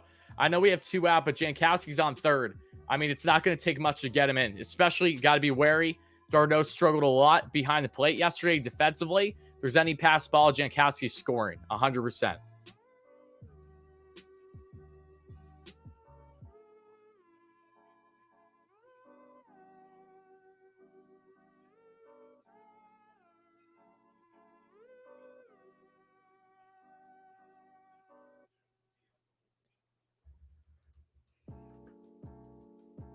'50th pitch about to be underway by Charlie Morton, and that's going to be a pitch that misses inside. Good call there by the ump finally, and it's 1-0 on the count. I don't mind Todd Zeile. I've always liked Todd Zeile. He's very, not just wasn't just a good player, but very knowledgeable. I don't mind Zeile. And the pitch, and that's going to be a borderline strike, misses just out of the zone, and it's quickly 2-0 on the count to Pete Alonso.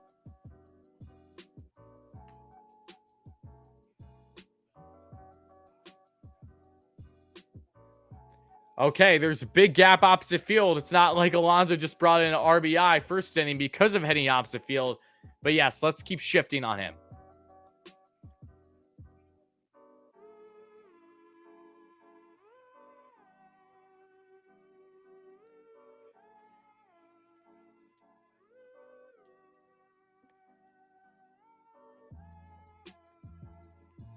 And the 2-0. And Alonso's going to take that for a called strike. Bottom left corner on the 95 fastball.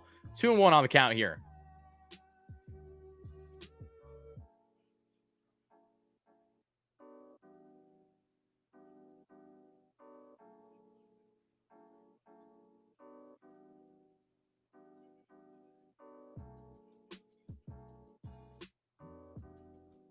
Pete Alonso gets it through the shift to bring in Jankowski, and the Mets are up by 3. 4-1 Mets lead. Shout out to Alonso. Big meat Pete, baby. Gets himself his second RBI in as many innings.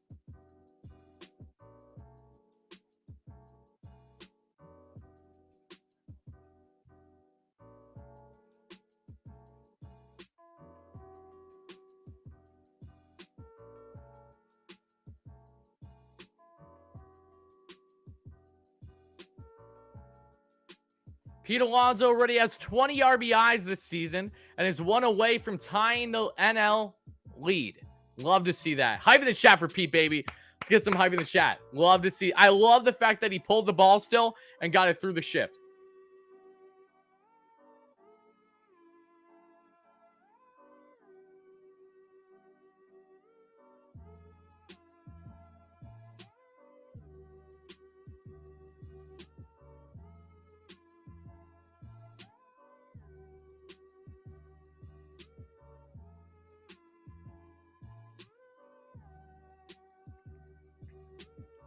He's not even close to being hot, and he's the top. Exactly.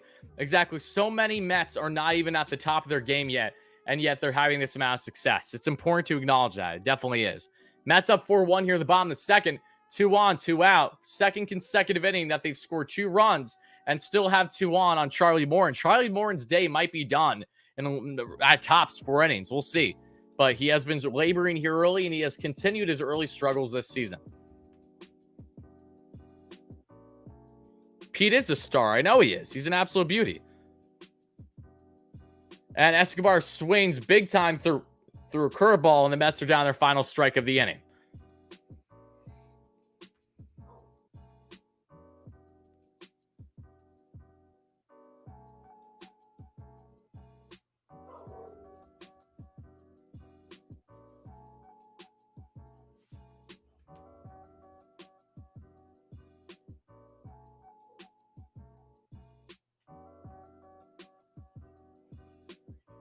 Escobar pops one up, and it'll be caught by Riley to end the inning.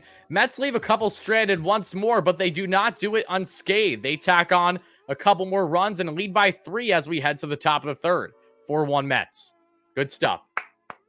Good stuff by Pete. Good stuff. Situational hitting by the Mets. Travis Jankowski has already batted twice and already has 2 runs scored.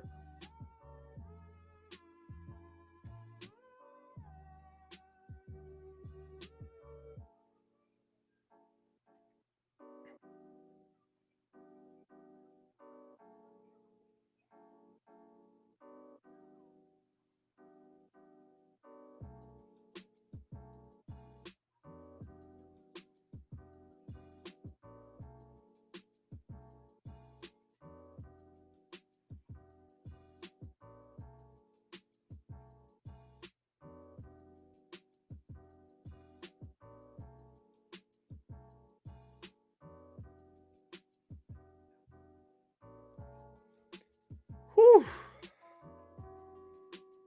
Feeling good. Feeling very good. Also, it's like a sauna in my room, so I apologize. I'm just trying to cool off for a minute. Give me 1 sec, folks. Actually, I'll be right back. I'm going to go use the restroom quick. Be back in 1 second. Stay beautiful, folks. Continue smashing that like and subscribe button. We'll be covering the entire game, like I said. So be back in 1 second, folks.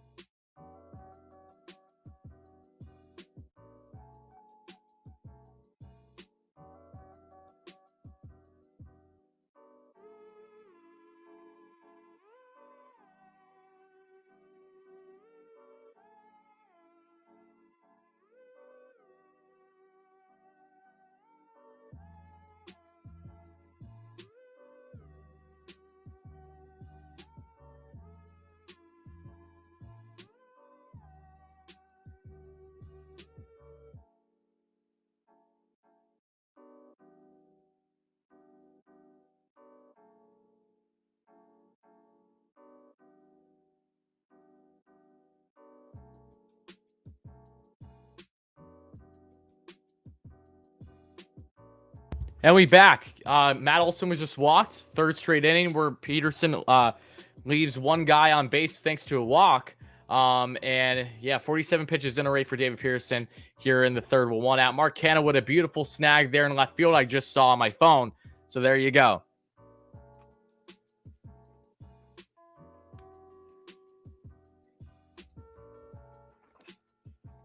Here's now Austin Riley, Mets killer, who was walked in the first inning.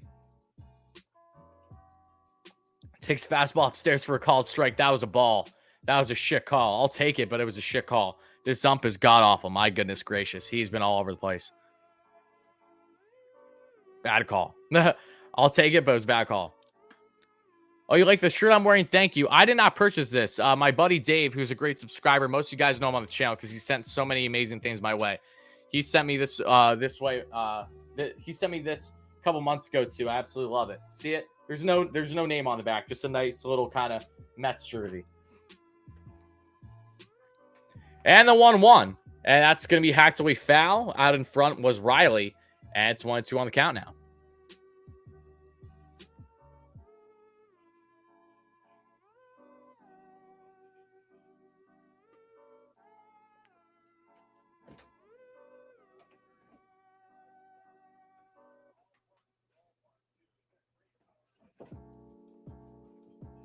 And he hacks on one foul again. Hold on, guys. I'm just looking for something.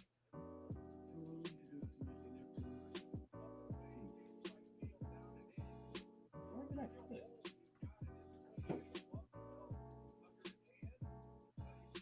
Sorry, guys. I was trying to find. I have a Pete Alonso hat that I want to wear because it's softer on my head than this hat. And I just want to wear it because he already has 2 RBIs. But I can't find it at the moment. So if I do, I'll wear it. Just don't know where it is at the moment. And no, there's sound. There's sound muted, Growl. The only one muted here might be you. Can't wait to see y'all in the World Series. Fingers crossed. Shout out to you, Blue Jays today. Guys, hype in the chat for Blue Jays today. Amazing, not hockey.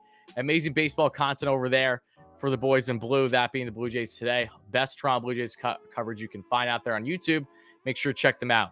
Great friends of the channel. Hope you guys are doing well to the both of you. Bring the lizard? Nah, not right now. 2-2 on the count now from Pearson to Austin Riley.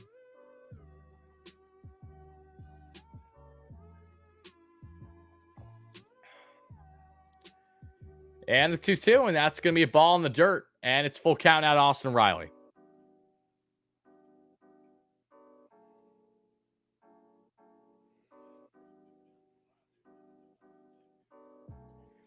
Yeah, orphanage builder DeGrom. I think that's fair. Coming from an honest Yankees fan. I think that's fair.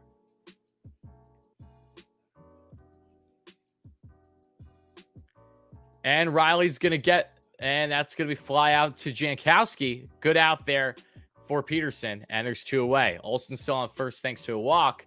Mets 1 out away from getting out of this one unscathed.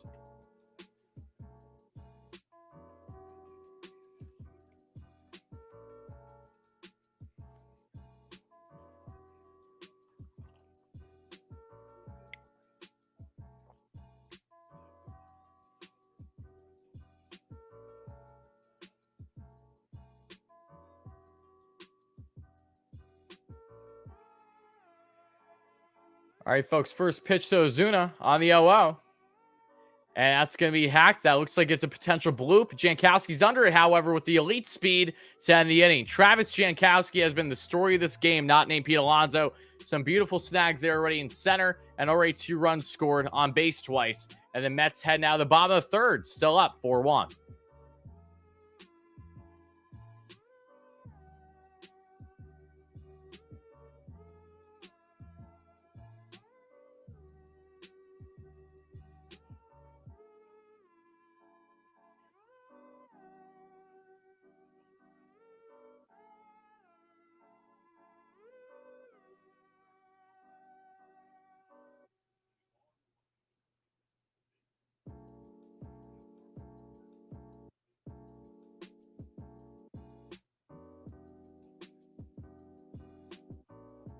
How are we feeling, folks, so far in this one? Jankowski's looking so good.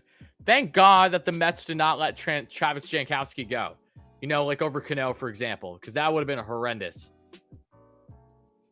He's already 2 runs scored today, and has looked great in the field.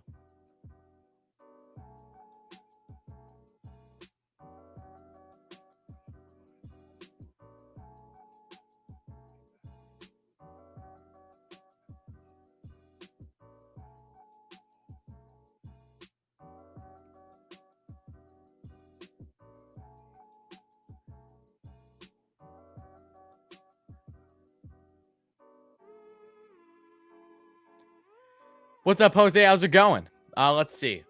No, Jankowski got an infield single and a walk, Joe, to clarify. You were close, though. If that were Cano, 2 strikeouts. Probably. So I think Travis is a starter in a lot of other teams. I wouldn't necessarily say a lot, but there are a good portion of teams that would have Jankowski starting. But those teams are more along the lines of clubs that are not as competitive, just in the sake of giving him max playing time. Like, he's in a limited role because of how deep the Mets are.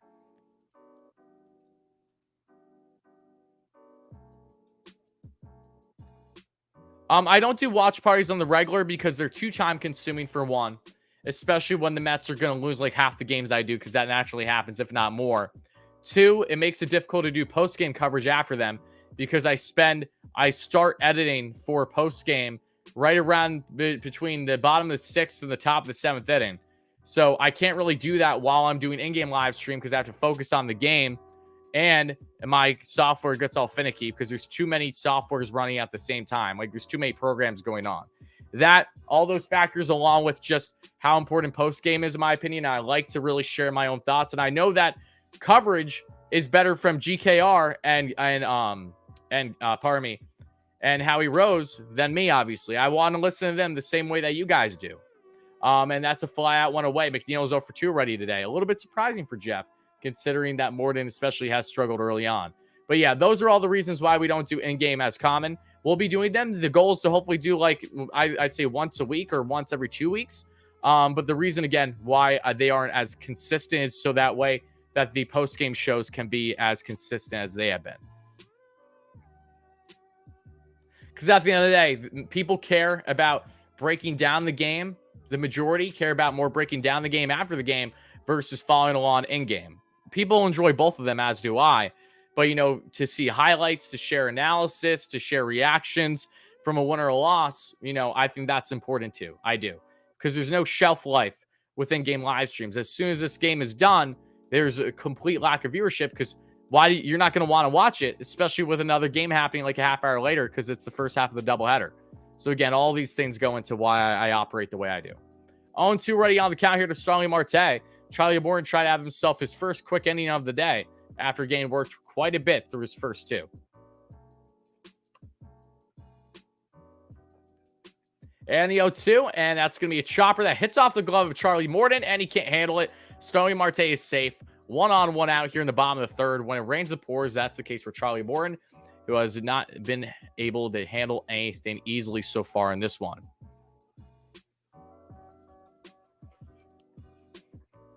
Yet Marte had a little comebacker that hit off Morton's glove. Then when Morton tried to play it, he wasn't able to. And there's 1 on, 1 out.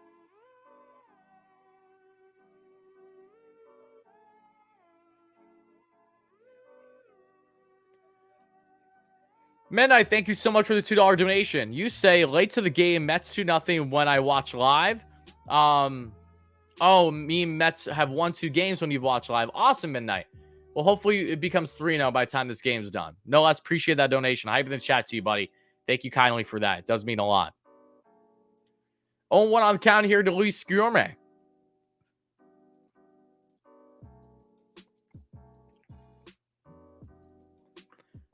How do I feel about Pilar? I liked Pilar when he was a Met, but it was better off of the Mets part with him. He was too inconsistent, too home run happy, low on base guy, solid glove. And I liked him on the Mets, but, I have no ill will against the Mets making their decision to part with him. And I wish him nothing but the best. But Jankowski, I think, has more of an impact to this team than Pilar. I really do. Jankowski is a better overall player at this point in his career. 2-1 on the count to Guillorme.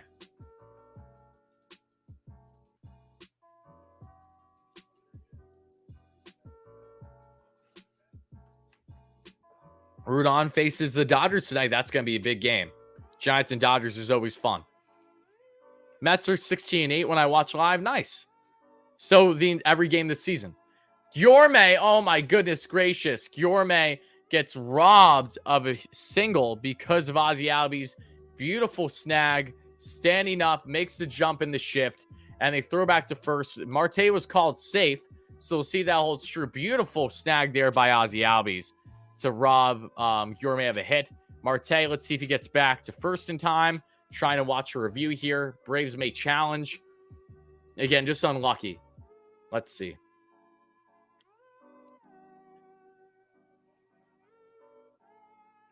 It's hard to tell. The angles that they're showing isn't definitive enough for me.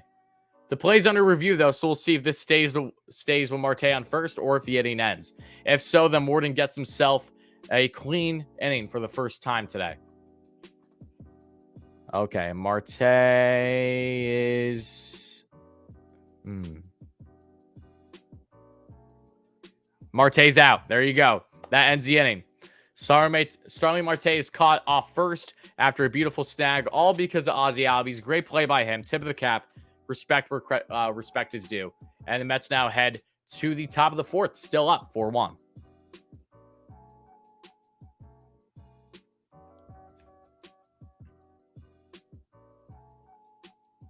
All right, hold on, folks. I'm trying to find my Pete Alonso hat. And it's driving me nuts that I can't find it. So bear with me 1 second.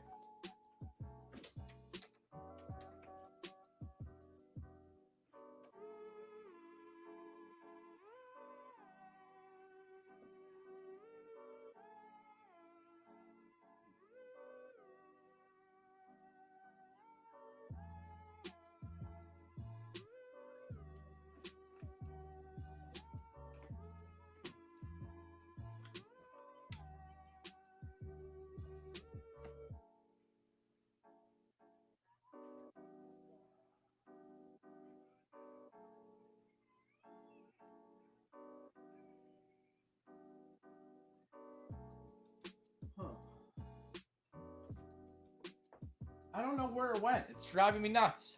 It really is. Maybe I'll wear my DeGrom hat. Just cause. Yeah, I don't know where my Alonso hat is. That's annoying. Okay. And wow, that went completely out of focus. That's not cool. Give me 1 second, guys. Got to try to get this back in focus. There we go. Okay, so I got the DeGrom hat. I have an Alonso hat just like this. I just don't know where it is. I have this of DeGrom, Alonso, and Conforto. It has DeGrom's signature. These were all sent for me from my buddy Dave on the channel. Dave knows who he is. Many of you guys do too. I also have this awesome Mets hat too. So I'm going to wear one of them. Just whichever one feels better on my head at the moment. So hold on.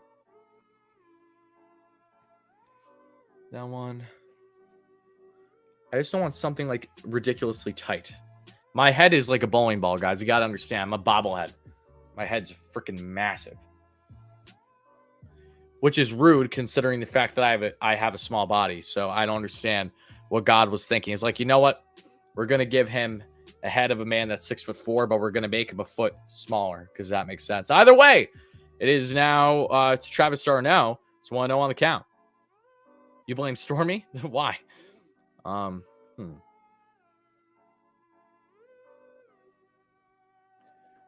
on the count.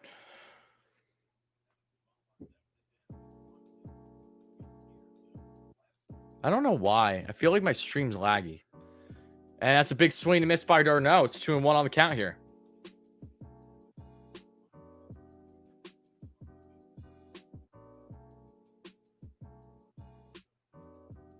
Yeah, why is everything running so hard? And Travis Darno is going to drop one, but it's playable for Jankowski, who plays another ball. I think that's the fourth out he's already caught today.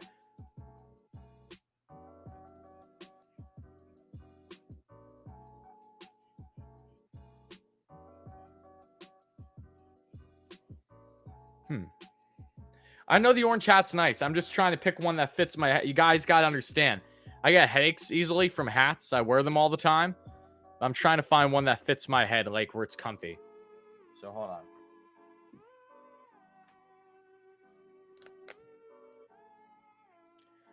My computer's running so hot for no reason. Jose, thank you so much for the $2 super sticker. I appreciate that. Hype in the chat, Jose. As this 1-0 on the count here to Adam Duvall. Thank you so much for that, buddy. I appreciate you. Do my rabbits eat caps? What's caps, Joe?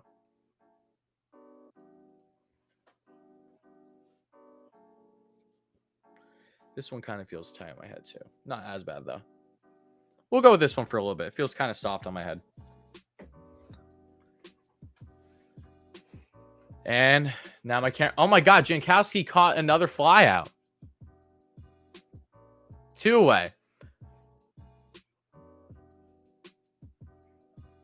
There we go. We're gonna rock this hat for now, guys. See how long I wear it.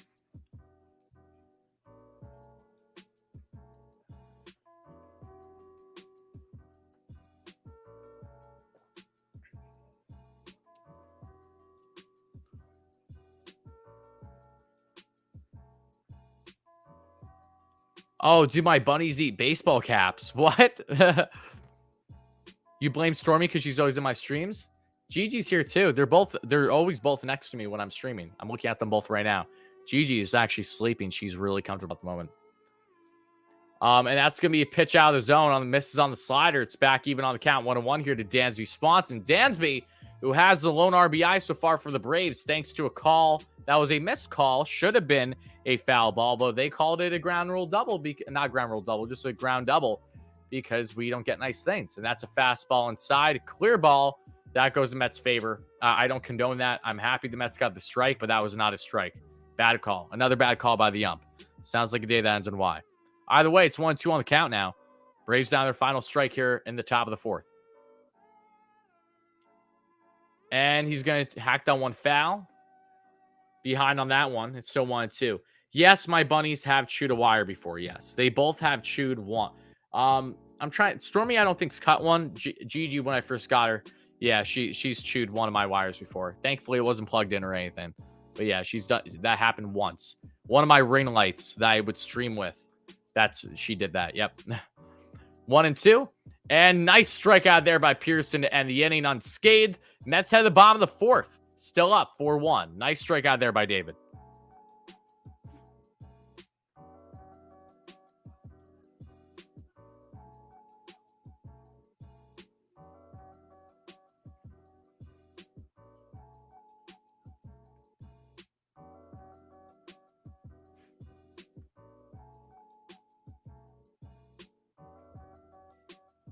You know what, guys? Bear with me for 1 sec. I'm going to see if my computer won't be as laggy if I turn off the music. Do you guys care if I have the background music or not? Let me know in the chat to my 100+ viewers. I can't wait for the Ranger game tonight either. Trust me. But yeah, let me know in the chat, guys. Do you care if I have background music on for this stream or not? I'm just asking because it may make the quality of the stream better. So we'll see.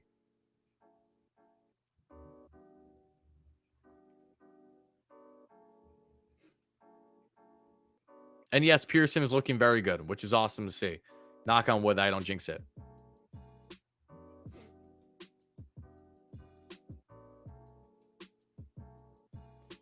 It's not the only song I have, it's just the one that's old reliable to me. That's why I play it so much. Don't care? Okay.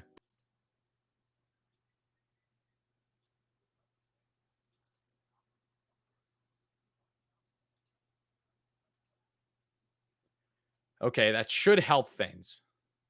It already looks like it's helping a little bit for the stream. So let's see if that continues. Also, let me know, guys, if you end up hearing my background at all, like the actual TV for listening to the game. If so, let me know. I just want to make sure I don't get caught with copyright or anything. But yeah, we're gonna go. I think we're gonna go with no background music for the remainder of the in-game live stream, just so it's not lagging too hard. I think my computer's just running hot because I've been on it literally all day today so far, editing and doing stuff. Am I going to stream Ranger games on the Rangers View channel? No, I will not, but we will be doing episodes after every couple games. So we'll be back live on Friday after the Rangers play 2 games against the Pens. Big swing miss there by Nito on the off speed down the pipe, and it's 0-1 on the count here to start things off in the bottom of the fourth. And it looks like Nito got himself a base hit because it's telling me in play, no out. And the 0-1. And Tomas Nito gets a little bloop that's going to go opposite field, up and on the hands. And Nito, somehow, some way, fights that one off and gets himself a base hit. Mets for another consecutive inning, other than actually, no, last inning they didn't get that with the first batter. But 3 of the 4 innings, the Mets have had their leadoff hitter get on base. So I'll take that. Good job by Nito to hack that one off. That was kind of a lucky hit. You know, it's not the prettiest hit, but it's a hit, all right.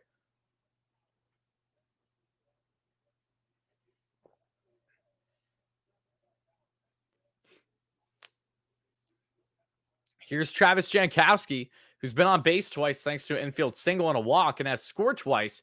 He has been the story of this game in a lot of ways for the Mets, who's already caught like 5 outs already in the center field and has scored 2 runs. And it's only the 4th inning. Talk about a great move by Buck Showalter. There was nothing better than putting Jankowski in. If you're not going to play Nimmo, I mean, this is the best replacement possible.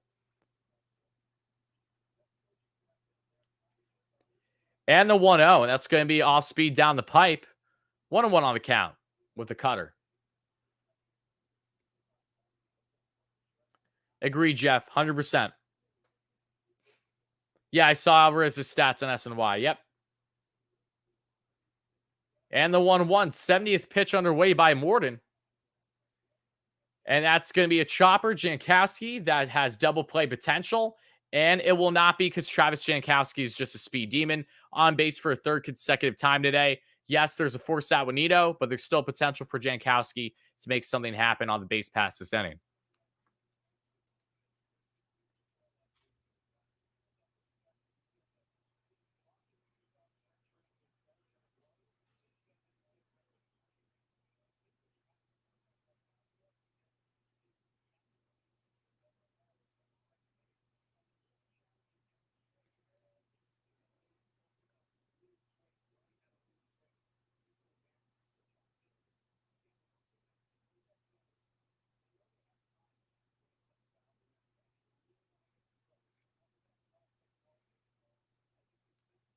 And the first pitch to Canna. And Jankowski tries to steal second, and he does what he's in. Jankowski goes first to 3rd. Oh, baby, let's go. Just like that, all the Mets need is a sac fly, and they're up by 4 runs, all because of Travis Jankowski.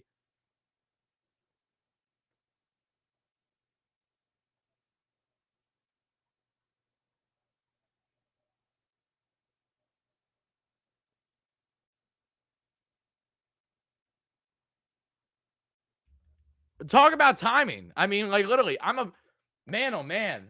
Ugh, so good. Jetkowski, I like that. I like that. Jetkowski, that's a good nickname for him.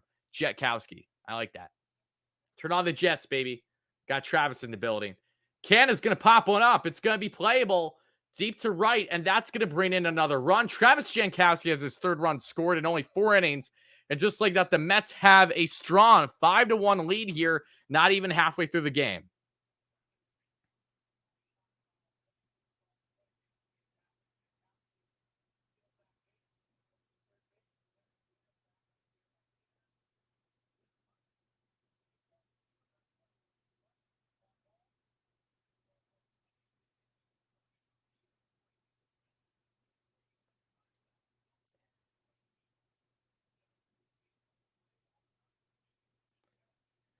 Wow.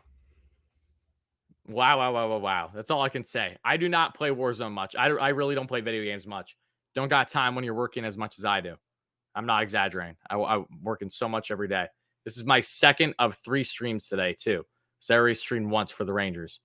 1-0 on the count here to Francisco Lindor, who has an RBI today thanks to a fielder's choice ground out. Or a run. They're calling it a run? Okay. And a 1-0. And Lindor's going to top the same spot where he grounded out last time. That's going to end the inning. But the Mets, again, tack on another run, taking full advantage of what Charlie Morton is giving them. And they are up 5-1 heading to the top of the 5th. Have a day, Travis Jankowski. My goodness gracious. If the game ended right now, Jankowski would be my number 1 star. And we still got more. Even with Alonso's 2 RBIs. I mean, just Jankowski, man. Travis effing Jankowski. So good.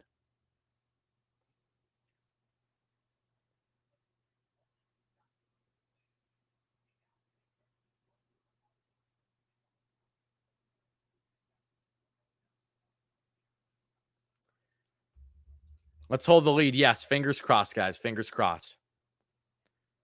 And we passed 100 likes, so thank you guys so much for that. Continue smashing that like and subscribe button if you guys are enjoying the in-game live stream. We're trying to get 200 likes for the next short-term goal, so continue hitting those buttons. Again, thank you all so much for being here as always. Really, really do appreciate it, folks. This feels good, though. I'm not complaining right now. Even with how horrendous his ump has been, both for and against the Mets, they're still taking advantage. Whew.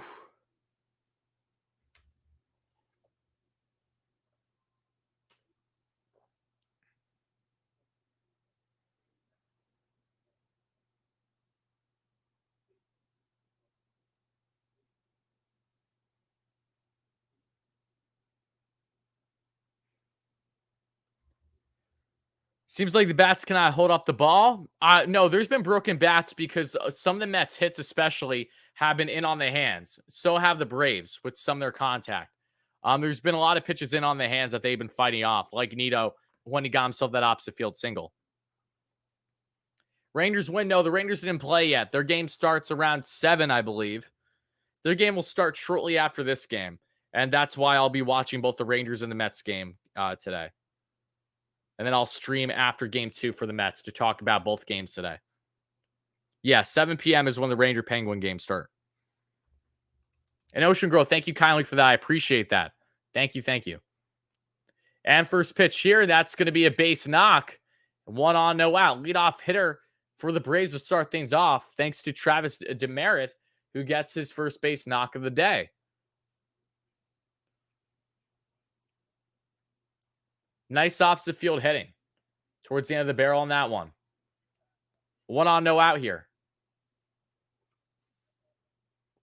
Who's pitching tonight? David Pearson for the Mets, the southpaw, and veteran right-hander Charlie Morton for the Braves. Guillermo Heredia, who, as I said earlier, the Mets cut in spring training last year. Little did Heredia know that he would then go to get picked up by the future World Series champions Atlanta Braves. He's up at the bat, 0 for 1 already today. And first pitch, and that's a big swing and miss on the fastball down and away. 0-1 on the count. Peterson, 70 pitches in now, has surrendered 1 run to this point and a couple base knocks. Only 2 hits. There have been 2 errors by the Braves as well, and 1 run scored thus far. And there's going to be a 4-seam fastball up high out of the zone, and it's back even on the count 1-1. Cookie's pitching second game. Yes, that's correct.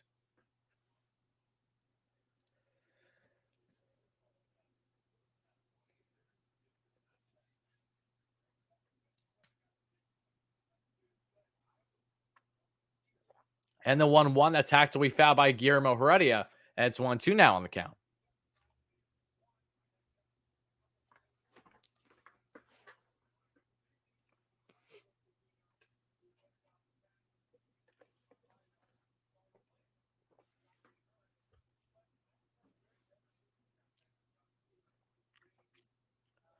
Peterson will probably go 6 innings today if I had to guess. 1-2, and that's going to be, that's borderline. Okay. Not getting the call. I mean, this something consistent. I'm not even surprised. 2-2. Yes, Kyle Wright is dominating hitters so far this season. I'm not looking forward to facing him this evening, but I do hope the Mets can jump on him because the Mets have a bunch of hitters that have thrived against Kyle Wright, mainly lefties. Look out for the likes of Dom Smith. I expect Dom to be in the line for game 2 today. Look out for Jeff McNeil, raking in his career numbers against Kyle Wright. And same thing with Brandon Nimmo and Lindor too. All these guys that will be batting lefty against Wright, keep an eye on. I know Wright's off to a great start this season, but like career-wise, a lot of Mets have had the advantage over him, which is good. What are you coming with this play-by-play? Oh, that's kind of you, Ed. Don't jinx it. I'm not jinxing it, Victor. I'm just telling you what's factual. Big swing and miss, strikeout there for David Pearson. I believe that's David's 4th K now of his outing today. And there's 1 away with 1 on.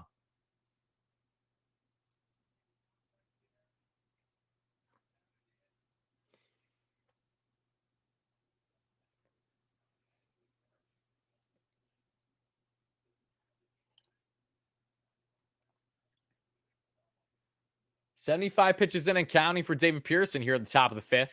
Ozzie Albies up at the plate. Ozzie, who single-handedly ended the inning, not last inning, but in the 3rd, because of the beautiful snag he had to rob Yorme of a hit and then to get Marte at first, all in one play to end the inning.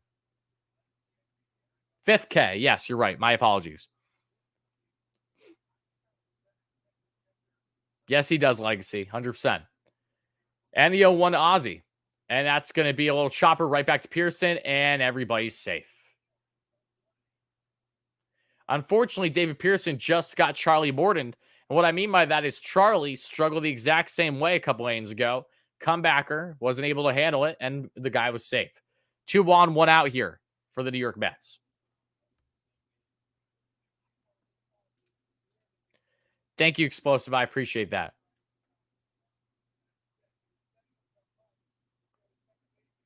Oh, oh my goodness. It literally just missed under Pearson's glove on the bounce. That's just bad luck. That's just bad luck. 100%, James. Couldn't agree more. Now, here is Matt Olson, who's been leading the Braves in hits, entering this series at least. He's up at the plate, and he rips that one, and just like that, this ball game is tied. Shit. Pardon me, not tied. Mets are still up by 1, but that sucks. Matt Olson just nuked that bad boy. Absolutely nuked.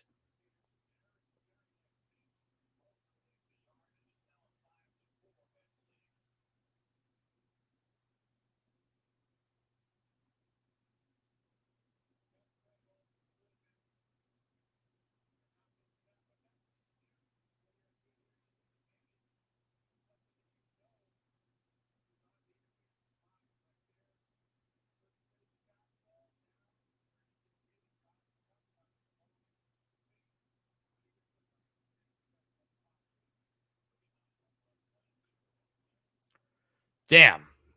This is again why it was so important for the Mets to tack on all these runs early on Morden, and hopefully they can continue to do just that. Just keep chipping away. I expected this to be a high offensive day based on the pitching matchups, and that's gonna be a ball in the dirt, and it's 1-1 on the count out of Austin Riley. I mean that was just right down the middle, perfectly barreled by Olson. First pitch, no doubt. Matt Olson will be the Freddie Freeman 2.0 in Atlanta.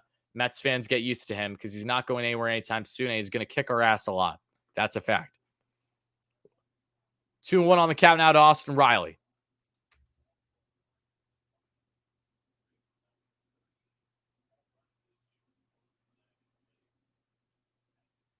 And that's a base knock for Austin Riley.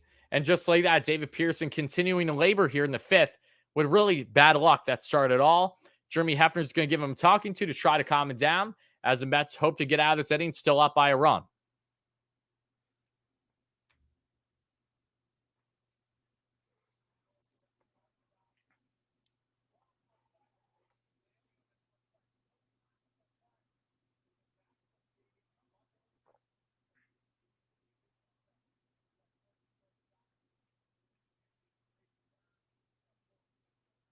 And this is the thing about the Braves and great teams, right? Same thing that we've seen with the Mets early on this season.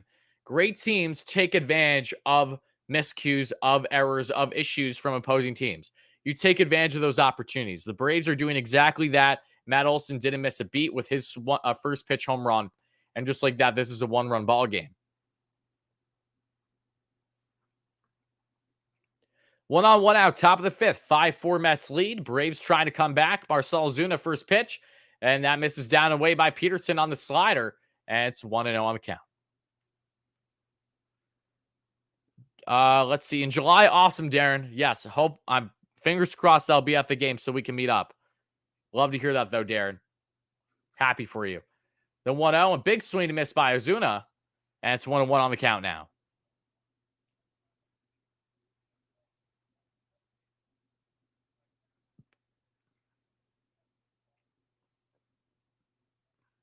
Oh, you can hate the Braves. I mean, I hate the Braves, but it's because of the rivalry, and it is because they're so good. Yeah.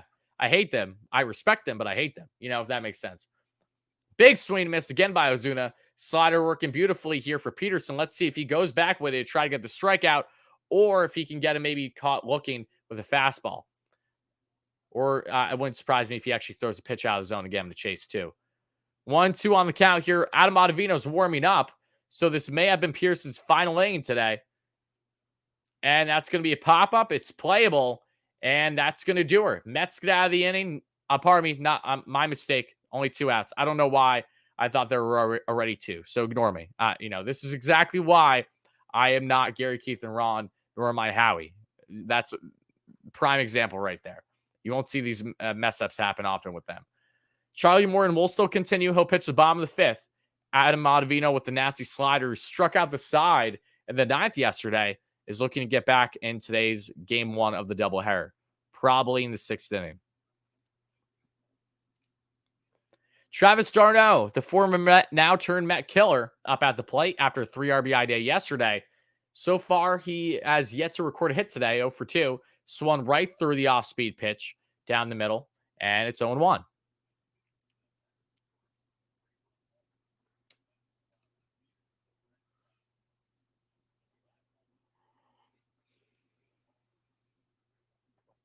%, the Mets need to get more insurance runs. 100%, regardless of how this top of the fifth ends. They need to tack on more. This game is not ending 5-4. I feel very confident saying that. That's going to be off-speed slider that misses just out of the zone. It's 1-1 even on the count here. Change up, pardon me, not slider. I just thought it was a slider for a second because it was the same velo.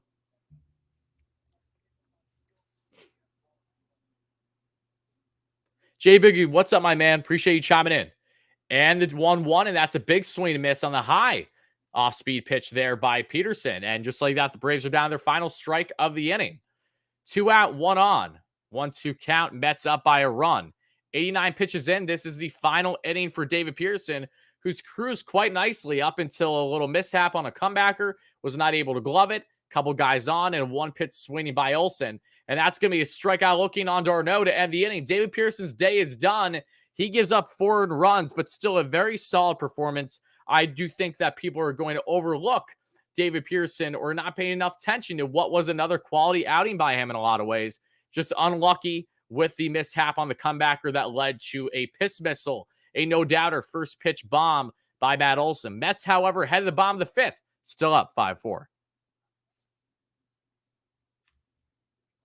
Bear with me. I'm going to tweet this out right now because Peterson's day is done. I like to tweet when the Mets pitchers are like starters are done. I like to pitch your final lines.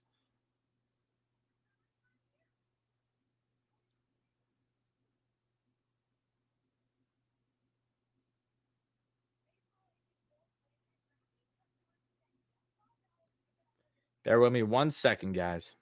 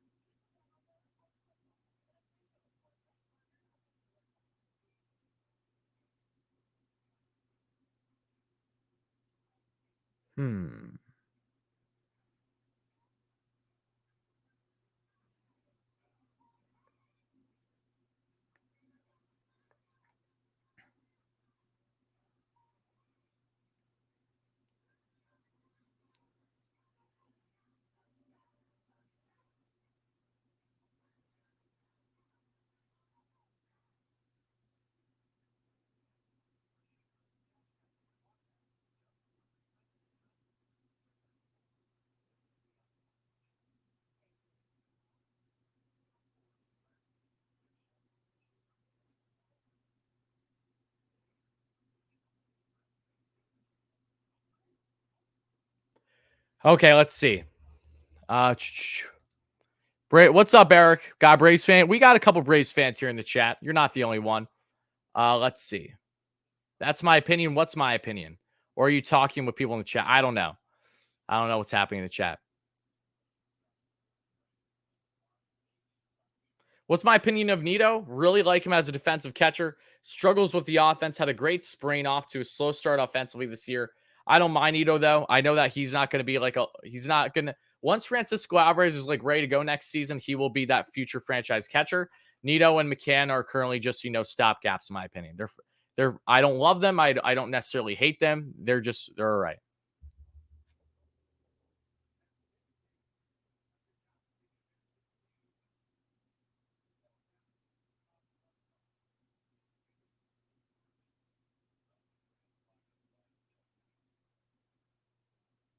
Wait, did they announce is Pearson's day done? Because he still has a jacket on.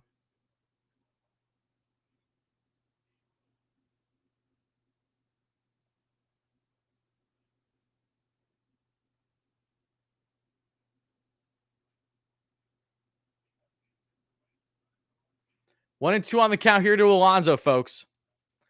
Pete is 2 for 2 today with already 2 RBIs. Love to see that. Pete went opposite field for the first one. Then he pulled one in between the shift for the second. That scored Travis Jankowski and the 1-2. And Alonso goes opposite field again. Not far enough, though, at the end of the knob on the bat there. And there's one away.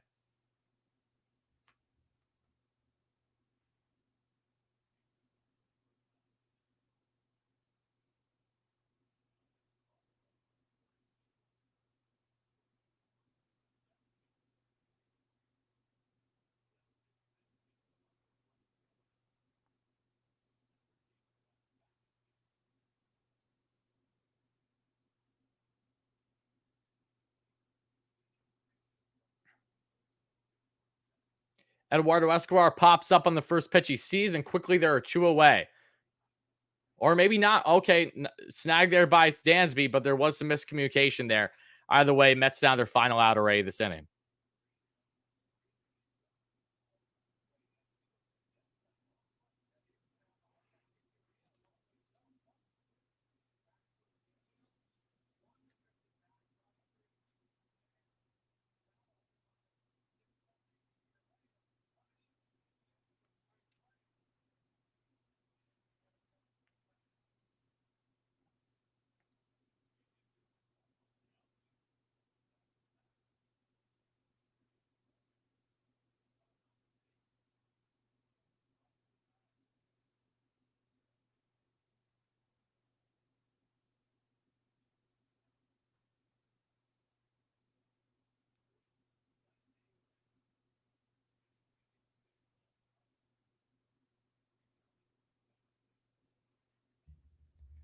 Oh, and 1 on the count here to Jeff McNeil is 0 for 2 on the day. Jeff, who's been swinging the bat tremendously well so far this season. And that's a big swing and miss on the curveball, which is what Jeff has been struggling with today. And it's quickly 0-2. Mets down their final strike of the inning. And the Mets are out. A strikeout there on 3 pitches for Jeff McNeil. Charlie Morton has settled in a little nicely for the past inning at least. And there you go. So Mets still up 5-4 as they head out of the top of the 6th. And I do believe the bullpen will be coming in.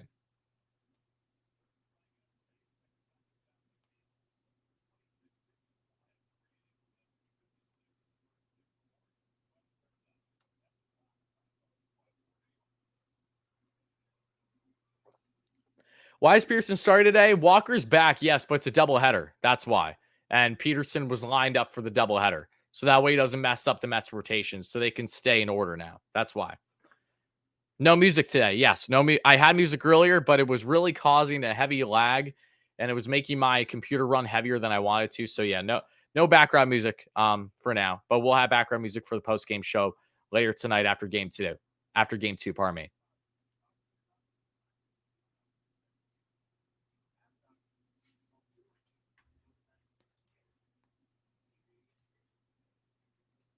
We're getting closer to 200 likes. Thank you guys all so much for that. Continue smashing that like and subscribe button if you guys have been enjoying this in-game Mets coverage. As they're up 5-4, like I said, we'll be covering this entire game. And then, of course, when the game's done, I'll go away and I'll be back live post-game later tonight, probably around 10 or 11 p.m. Eastern time, whenever game 2 ends.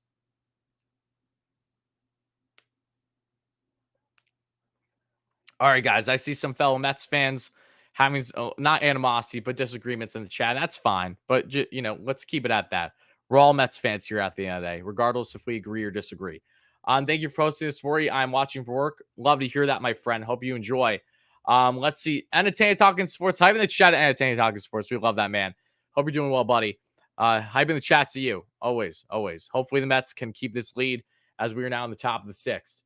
And like I said, I do believe David Pearson's day is done. It is. Adam Ottavino is now coming up, pitching for the second time in as many days.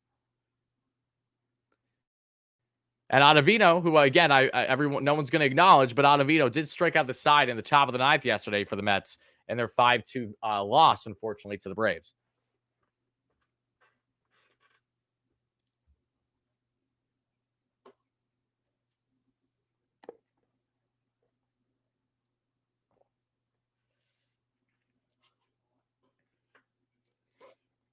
Alrighty, here comes Ottavino.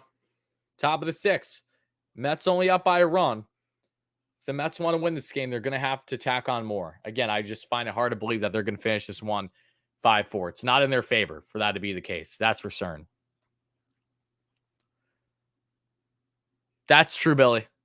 Near our bullpen here was hoping to get 6 out of Peterson. So was I. Peterson would have gone 6 with ease if that unfortunate mishap with the comebacker didn't happen last. The last inning that led Olson to hitting his home run. That's what changed everything. And again, great teams take advantage of those little opportunities. Curveball for a called strike. 0-1 on the count here to Adam Ottavino. From Adam Ottavino to Adam Duvall is what I should say.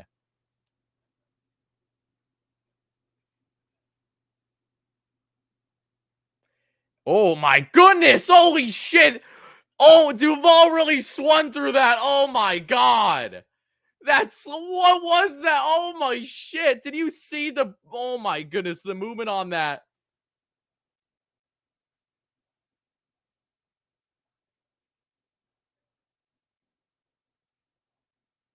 Wow. That was ridiculous.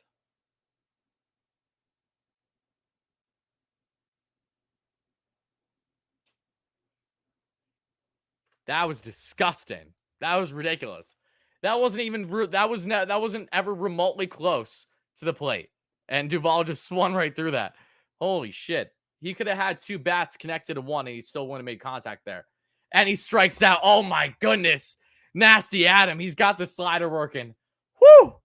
Oh my goodness. He's doing exactly, he's picking up right where he left off yesterday.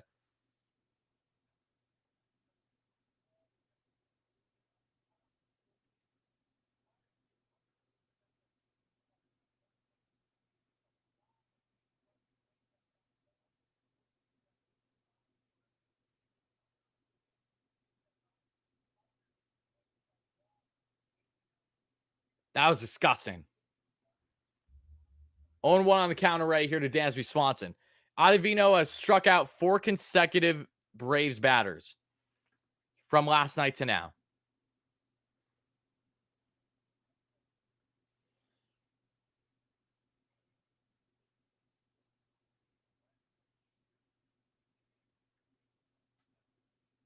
And that's going to be hacked away foul. Quickly 0-2 to Dansby Swanson.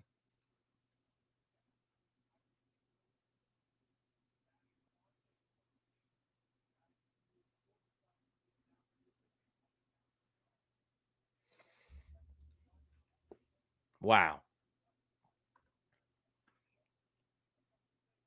That was disgusting. And the 0-2. And that's a slider that misses. The movement, though, is crazy. I mean, Ottavino's biggest gripe has always been his control, right? He walks guys, but if he's got the control down, he's basically he's close to unhittable. Knock on wood. That slider is one of the best in baseball. It's crazy, absolutely nuts. Pitching ninja, 100%, 100%.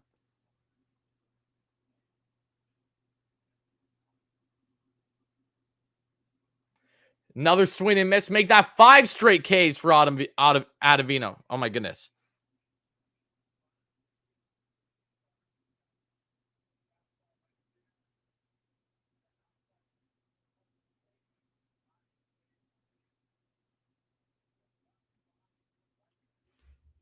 Whew. Nasty Adam. Nasty. I love how I saw some people in the chat when they saw that Ottavino was coming in and say, oh, we're doomed. That's cute. And the 0-0 here to Heredia. And that's going to be called strike on the bottom of the plate there with a curveball. Oh, pardon me, not Heredia. I'm always thinking it's Heredia. I don't know why. I think it's the number that's throwing me off. Travis Demerit, who's 1 for 1 on the day. And the 0-1. And that's a slider that misses up and away. 1-1.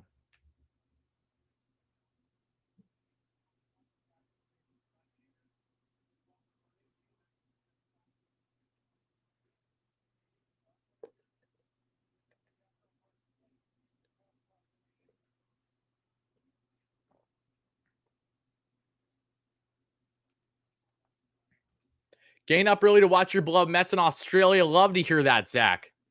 Love to hear that. I love when I have people from all different time zones in here. It's so much fun.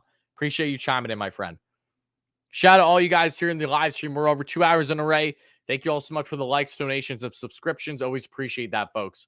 And like I said, stay tuned for post-game show after the second game today. Nasty swing and miss there on the slider by Demerit, and the Braves are down to their final strike here in the top of the sixth.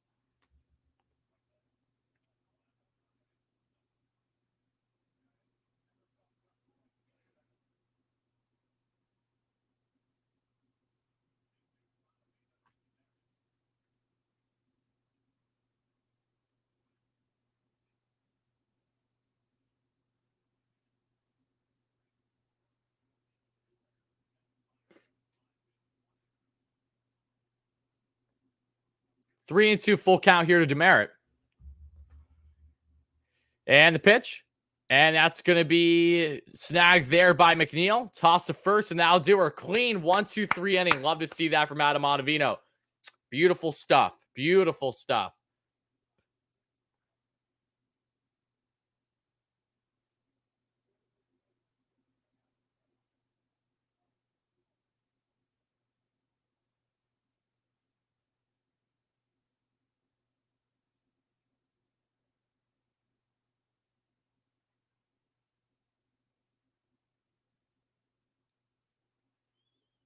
Let's see. Jose, thank you so much for the donation. I appreciate that. Hype in the chat, Jose.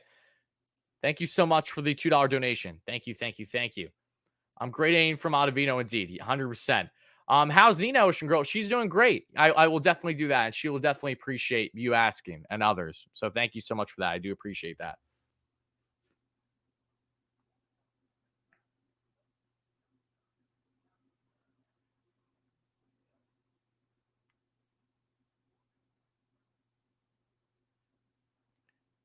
Nasty, just nasty Adam, guys.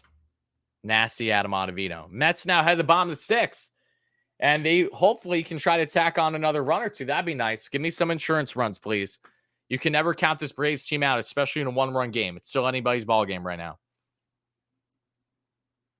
Nito's framing is pretty good, but speaking of framing, I griped about James McCann early on this year with some of his framing too, but James McCann, while his baseball savant page is not pretty in any offensive category, the one thing that he is elite in so far this season is actually pitch framing. He is in the 98th percentile so far this year for pitch framing. So it's kind of crazy. I know he obviously caught the Mets combined no-hitter a couple days ago. And yeah, amazing framing for James McCann so far this season. He hasn't been great in other aspects, but he at least has been elite behind the plate in that sense.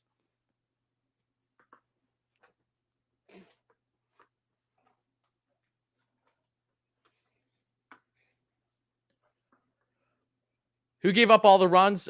Peterson. Yes, it was a 3-run bomb by Olsen. It was just an unlucky inning. I thought Peterson played pretty well today against this great Braves team. So I'm not griping about it nearly as much as maybe others will. I thought, if there was just a fluky play, a comebacker that he wasn't able to handle, that if he did, that would have changed everything about the inning. But the Braves, Matt Olson, one pitch changed everything about this game. First pitch there to Marte is a breaking ball for a called strike right down the pipe, and it's 0-1.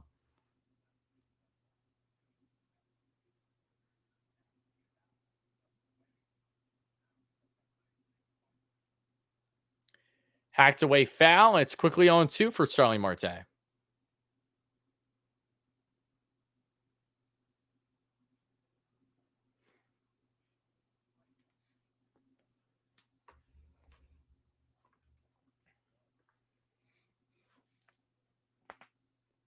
And the 0-2. Marte's going to pull that one. And nice, beautiful turn there by Austin Riley. That was gold glove potential there by Austin Riley, who's been known for his inconsistent defense in his early career. Not there. Definitely not there. Fantastic turn. One away.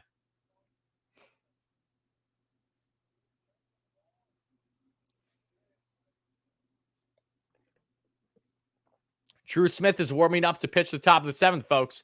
Drew Flo, the best reliever the Mets have had so far this season. Let's see if his amazing reign can continue. Here's Lee Skurme, who was robbed of a base hit a couple innings ago that led to a double play. And pitch, and that's fastball up and in. You don't see him pulling a Nolan Arenado and charging the mound now, do you? Because one player is soft, one isn't. You can figure out which one is which. 1-0, however, 86 pitches in now for Charlie Morin. And the pitch, and that's going to be pardon me, was that fastball? I don't know what that was. Just out, no, it wasn't fastball. That was off speed. Out of the zone, 2-0 on the count.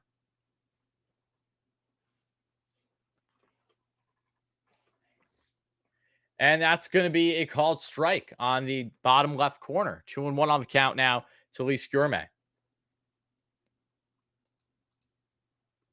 Morden has settled in a little bit after quite the shaky start here. And this probably is Charlie's final inning, too. Curveball for a called strike right down the pipe. Back even on the count now, 2-2. You're a Cards fan? Devin, I respect you as all hell. I do not respect Arenado's actions. I can't justify that one. I have no ill will towards you, though. I'd like to make that clear. Let's have context in this one. And the 2-2. And that's going to be hacked away foul on a high fastball. And still 2-2 on the count here. Your new Mets gear just got here? Awesome, Jose. I'm sure it's some awesome stuff.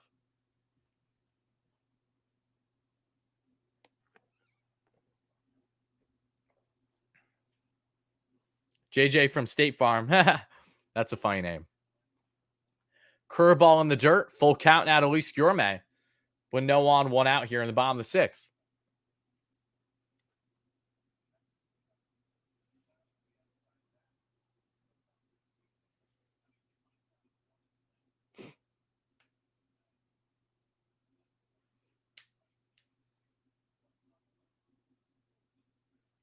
And the 3-2. And that's going to be a ball. Another man on base for the Mets. They've been getting guys on base almost every single inning, it's felt like. 1-on-1 out here. And the inning continues. And next up is now going to be Mr. Tomas Nido, who's 1 for 2 on the day, who had a fluky bloop hit the last time around for the past inning or two that just was able to go for a bloop to right field, up and on the hands. Just got enough on that one. Just hacked that one off. Just fought it off enough, I should say, to get himself a base knock. His first at-bat today was a poor bunt attempt that Olsen dove out in the shallow infield for an out. But Nido 1 for 2, looking to get another base knock. Gourmet's safe at first as he's checked by Morden.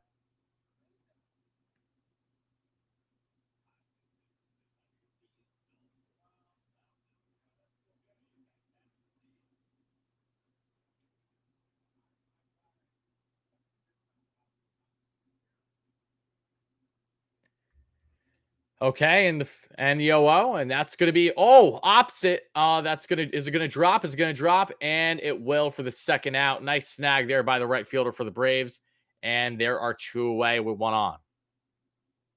Mets back now to the top of the order to the man of the hour, the man of the day, Travis Jankowski, who is 1 for 2 with 3 runs scored, a walk, and has a ridiculous amount of outs caught in center field. Travis Jankowski is the story of today's game, and you cannot tell me otherwise, other than, of course, Pete Alonso, those nice 2 RBI base knocks. Let's see if Travis can continue the inning or if we're going to head the 7th with Drew Flow on the bump.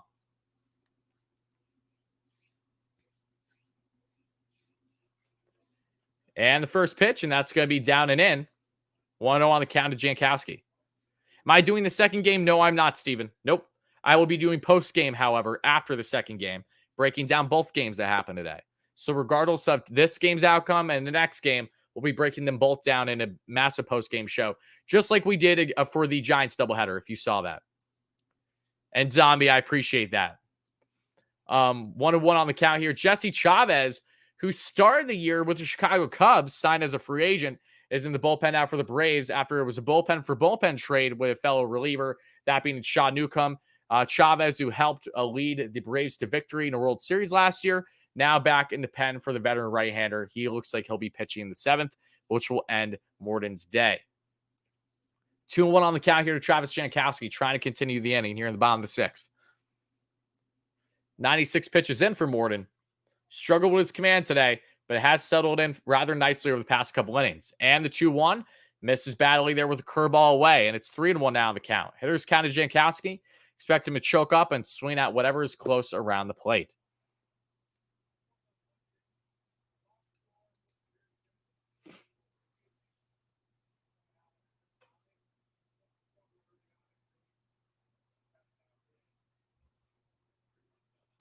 And that's going to be hacked away foul.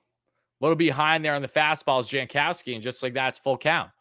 Mets now their final strike here in the bottom of the sixth. Thomas, 100%. That's how I feel. Yep.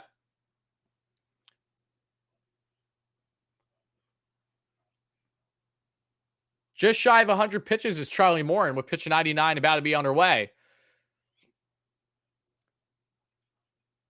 And he sets for the 3-2. And that's going to be a chopper, a little dribbler, and that'll be a base knock for Travis Jankowski. Another day, another inning, another base knock, another time on base.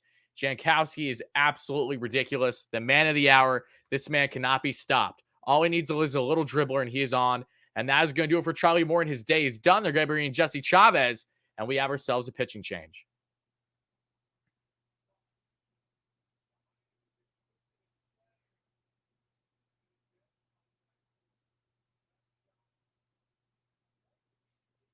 Jankowski, Jank the Tank. That's a good nickname, too.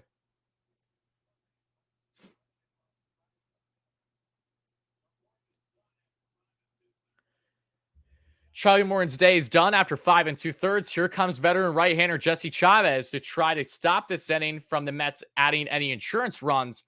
2 outs, 2 on. As he'll be matching up against Mark Canha, who is currently 0 for 2 on the day. Canha, who started off this series on the right foot yesterday, other than that strikeout with bases loaded, had himself his first home run as a New York Met, a solo shot to left field in the second inning yesterday, and also had himself another base knock too. But yes, Canha 0 for 2 so far today.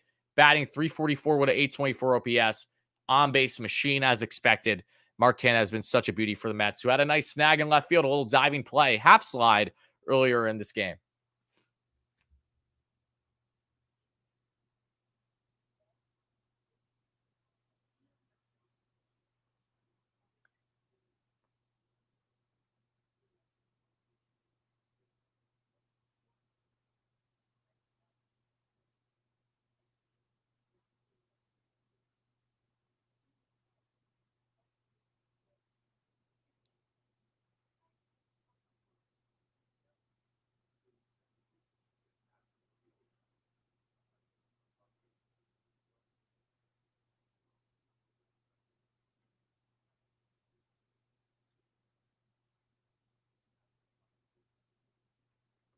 Hold on, just give me 1 second, folks.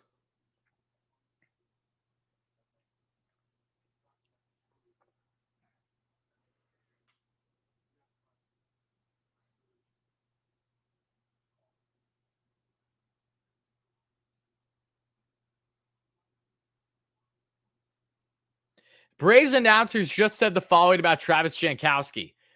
Sometimes you would rather be lucky than good, and that's the case with Travis Jankowski. I'm sorry, pardon my French, but how fucking idiotic do you have to be? What, you think it's luck that he got on base? Maybe it's because of the fact that he's talented and he's a speed demon, fast as fuck, boy. Pardon my French. You got to get me ranting when an announcer pisses me off. To have the audacity to say that Jankowski isn't a good player, that this is just lady luck. I'm sorry. Take off your fucking goggles that you got on with the biased Braves. Just watch the damn game. It isn't luck because most other players are not getting on base the way that Jankowski is because they're not fast like him. It's not luck. It's called talent. How do you get talent? It's by working your ass off. That's Jankowski. F out of here with that bullshit. I'm sorry. Absolutely ridiculous. Nonsense. And Canha's going to hack that one foul on 90 heater, start things off, and it's 0-1. My apologies for the swearing, guys. I'm not trying to upset anyone. I just got upset. That's all.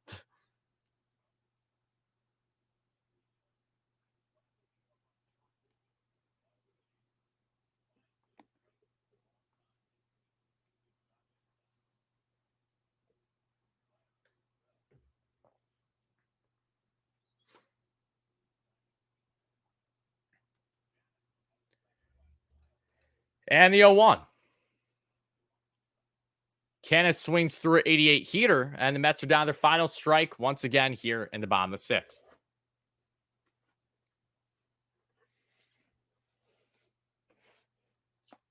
They can't go a sentence without saying how great the Braves are. I mean, granted, if I'm a Braves announcer, I'm milking that World Series championship as long as I possibly can. So I don't blame them in that sense. Staying up late in Jerusalem tonight. Oh my goodness. Shout out to you. Thank you so much for chiming in. Like I said, we got people from all over the place in here. So I appreciate that, my friend. Thank you. And the 0-2 to Canna. And that's going to be a fastball away. Misses there with the 89 fastball. And it's 1-2.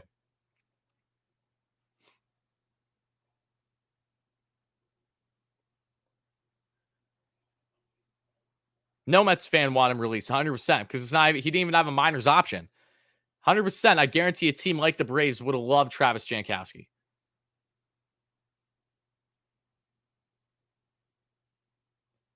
And the 1-2. And that's going to be a fastball inside. Canna works from an 0-2 count to back even. 2-2. Gotta say, it feels good doing an in-game live stream. It's felt long overdue. So I hope you guys have been enjoying it. Continue smashing that like and subscribe on if you guys have. Help us get a 200 likes for the next short-term goal here in the show. Help us get a 16K subs for the next short-term goal here on WardyNYM. And again, thank you all so much in advance. Canna, unfortunately, not able to execute with a couple on. Mets, unfortunately, again, another inning where while they did tack on runs, that wasn't the case here. Canna strikes for 89 fastball, just like how he struck out yesterday at 88 here by McHugh. And now we head to the top of the seventh. Mets need some insurance runs. I'm starting to get nervous here. Bad at bat by Canna. Not mad. It happens.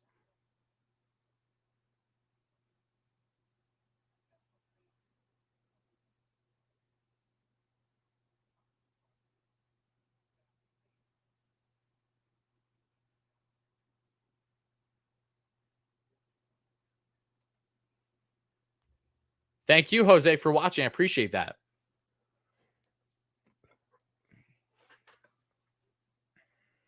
Canna 89 in defense, while it's still frustrating in defense of Canna, though. Canna is clearly used to higher velo. You know what I mean? He struck out right down the pipe to McHugh yesterday when it was an 88 heater. And now he strikes out to a little to the left, but still for the most part down the pipe on an 89 heater. You know, I know it may seem bizarre, but when you're used to seeing 95 plus, when there's a drop from 6-7 miles per hour consistently, it can throw you off. This isn't to completely justify Canna striking out. I'm just saying it's not all that outlandish.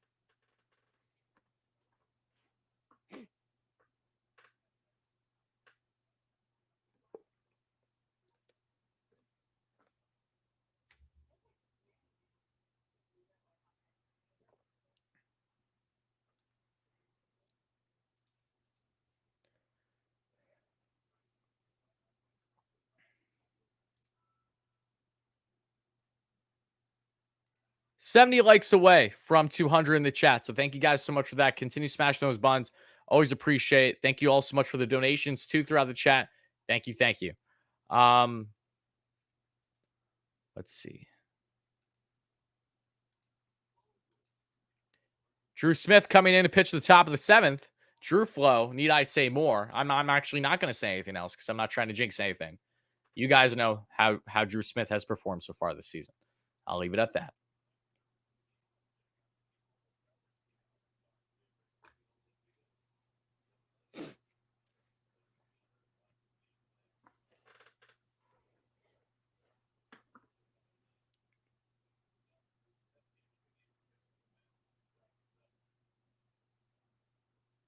Michael, it all depends on how Smith does in the seventh. Maybe they do stretch him to 2 innings. We'll see.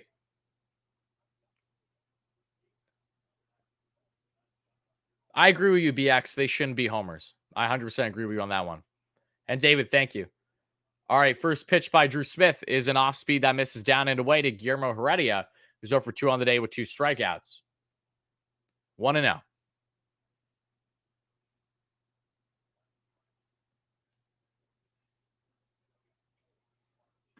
And the 1-0, and that's going to be a pitch that misses out of the zone. 2-0 now.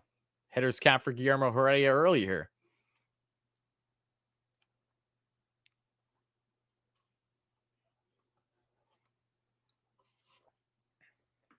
And the 2-0. Fastball right down the pipe. 95 here, 2-1.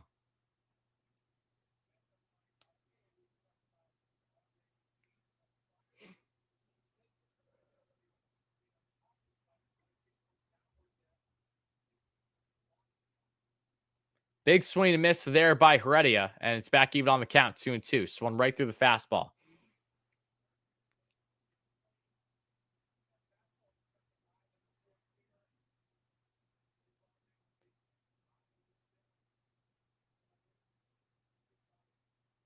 And the 2-2.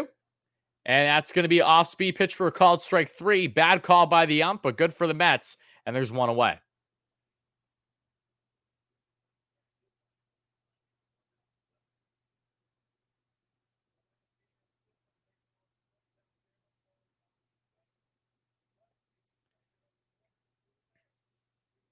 This ump is so bad. Like, don't get me wrong. I'm not complaining when the Mets get their calls, but I still like it's still ridiculous. The entire series so far. I mean, almost every game it feels like. Yesterday's officiating was god awful. Today's been the same for both sides, but the Mets have, I think, gotten a little bit more lady luck with these calls. The only thing that really hurt the Mets was the double that should have been foul that they didn't call foul.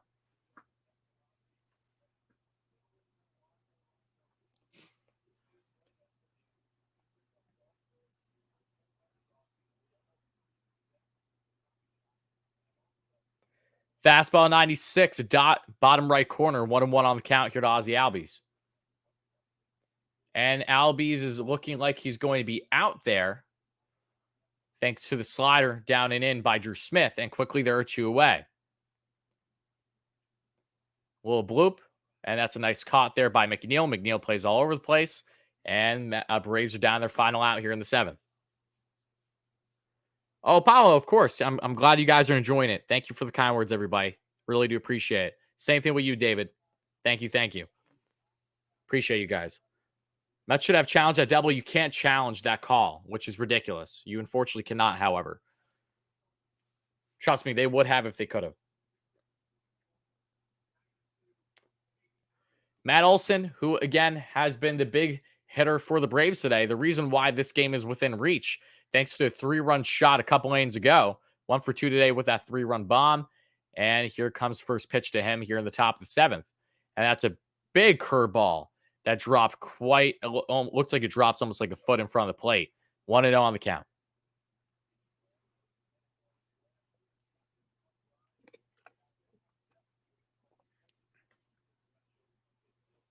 And the 1-0. Fastball up and away. 2-0 here to Matt Olson.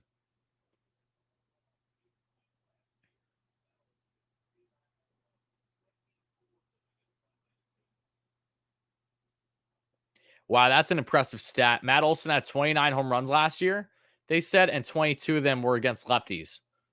Shit, that's really impressive. That's what Matt Olson has one of the craziest swings and batting stances in all of baseball. He's a towering man, but he's like full extension. You know what I mean? Like it's so unique. There's no other batter in baseball that has the type of stance that he has. He's almost full extent. And that's going to be a called ball down and in. Misses there with the slider. And it's 3-1. Hitters count to Olson.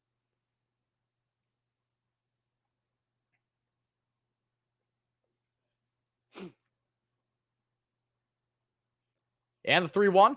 And that's going to be hacked away foul. Behind it was Olson. And Braves are down their final strike of the inning. 3-2.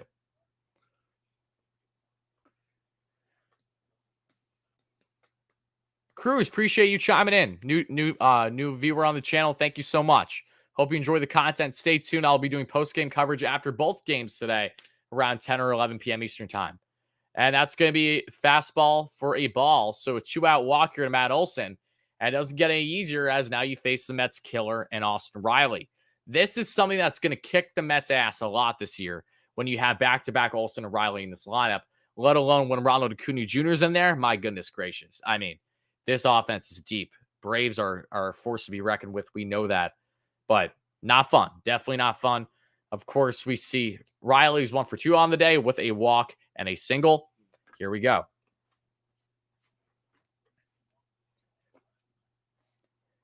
And the 0-0, and that's going to be an off-speed pitch that misses up, and it's 1-0 on the count.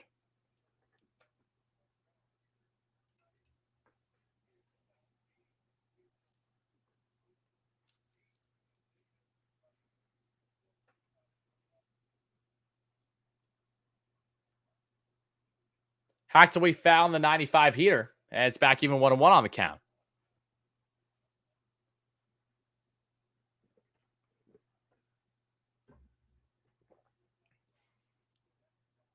Austin Riley trying to get this game tied up or get the lead potentially here with 2 outs and 1 on in the top of the 7th. Riley, who hit his 12th home run against the New York Mets in his young career yesterday, looking to add more. And the 1-1. And that's going to be off-speed pitch that misses down and away. 2-1 on the count now to Riley. Braves lineup kind of scary? No, it is scary. Not kind of, it is.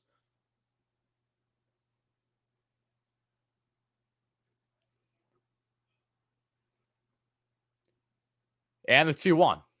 And that's going to be hacked away foul on the fastball that was right around the outside. And it's back even on the count now, 2-2.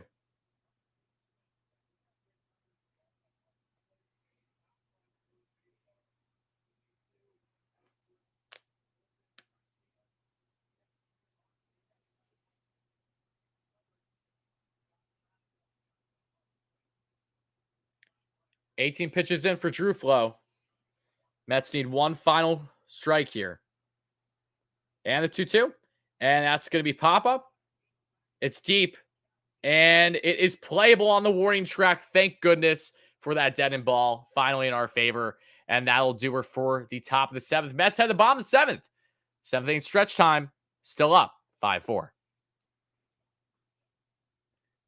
Another day, another clean inning by Drew Smith, who now has 10 scoreless innings to start the season.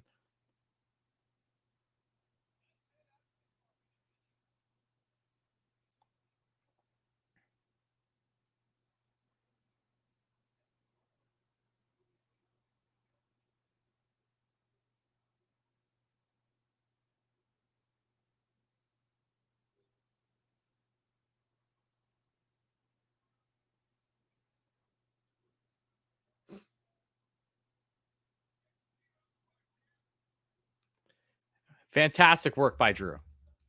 Fantastic. Riley barreled that well, but just didn't get enough. And that's the struggle that you have when you're hitting for opposite field.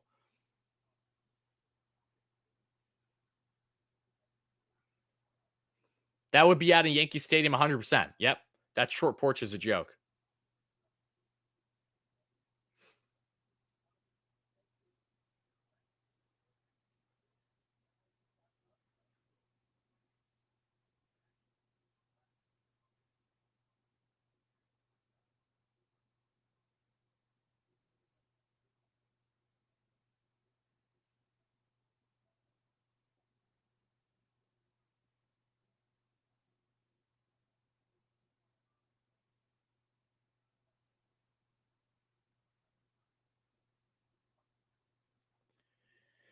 It's crazy how the Mets are getting 5 runs with no home runs and everyone's not really hitting well. Yep, that's been the story of their season.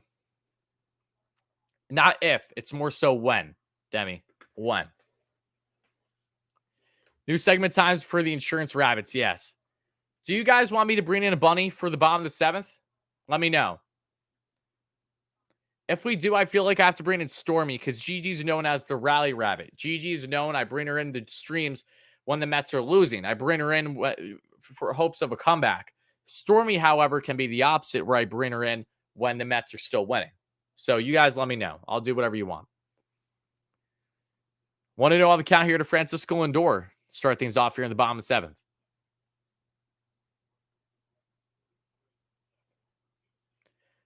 Lindor hacks one foul, 1-1. And what time's the second game? Usually doubleheader games are a half hour after the first game.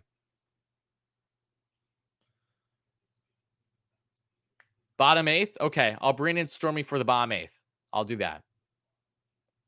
And the 1-1. Lindor takes an off-speed pitch away. 2-1 on the count now. Francisco, who does have himself a run score today, and an RBI, thanks to the ground after fielder's choice. He rips that. A beautiful snag again by Ozzie Albies to rob Lindor of a hit. Second time today that that the Mets have been robbed of hits thanks to tremendous defense in the shift, that being from Ozzie Albies. Great glove, great play. Nothing you can do about it. I'm sure the expected... Actually, I'll look it up right now. What was the expected batting average on that one? Hold on. you guys go on Baseball Savant, which is what I use to reference a lot of the numbers that we talk about at post-game shows, you can find out the expected batting average after like every out. That's what I'm going to do real quick.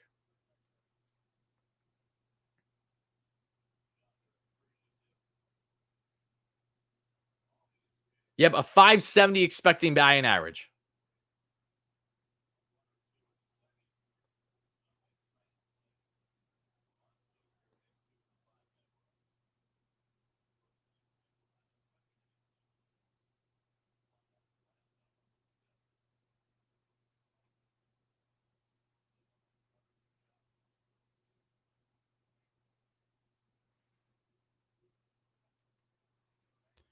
Oh, 2 on the count here to Alonso already.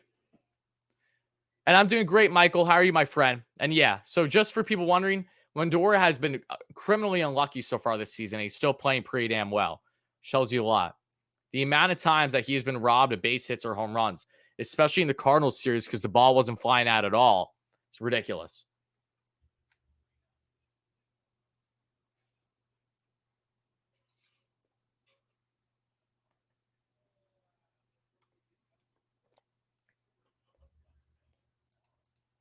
And here's the 0-2, and there will be time called. Oh, Grandpa Matt's passed away. Oh, that's sad to hear. That's really sad to hear. My condolences to Stephen and his family, in all seriousness. Never forget when Grandpa Matz was at Matz's debut. Matz had himself at least one hit, maybe two. Alonso strikes out looking, and the Mets just like that are 2 away.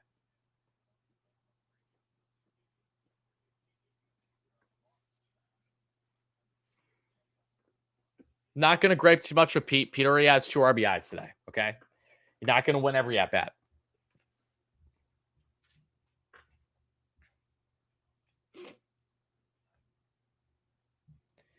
First pitch here to Eddie Escobar. That's going to be a called strike, and 90 heater right down the pipe, 0-1. Escobar, who also helped with the scoring today with an RBI single, 1 for 3.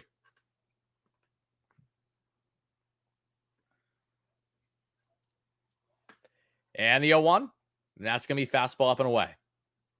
1-1 on the count. What's up, Sean? How you doing, my man? Yeah, Demi, he was clearly sitting on a different pitch. That's why. That's going to be a slider that misses away or off speed in general. 2-1. Pete was probably looking for an off speed pitch, not that fastball. And the 2-1. And that's going to be a called strike. Back even on the count now, 2-2.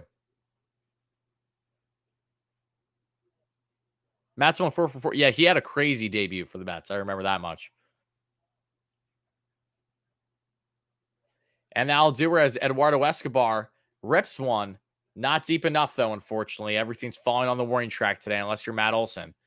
And that's going to do her for the inning. Mets head to the top of the 8th. Still up, 5-4. So, yes, bottom of the 8th, I will bring Stormy into the stream. And in case you guys don't know who Stormy is, she's one of my 2 bunnies. They're both lion heads. They're both adorable and sweet. Stormy is a sweetheart because she's one of those bunnies. I don't know if you guys know this. A lot of bunnies they have great personalities, but they're very affectionate. And Stormy's a sweetheart. Anytime that you put your hand in her cage, she gives you kisses. Like she licks you. Like she acts like a dog. Is actually pretty funny, but she's a sweetheart. And we'll bring her in after the top of the 8th.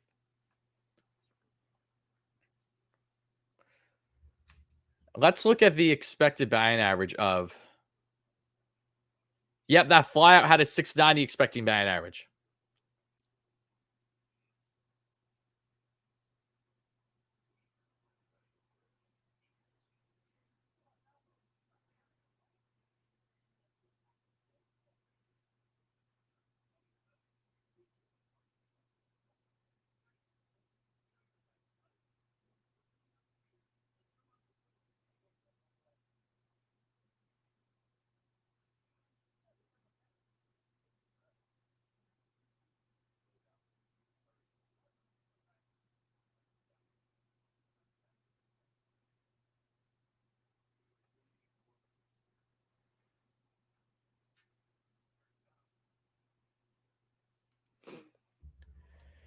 Let's see. Lugo will probably come in.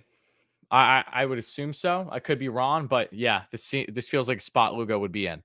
8th innings, though, guys. That's been our kryptonite this season, so hang tight. Am I going to be here Wednesday after the game? I will be here post-game show after Wednesday's game, yes.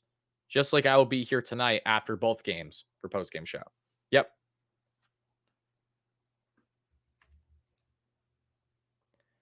I don't think the game will end 5-4, but we'll see it. We'll see, I guess, right?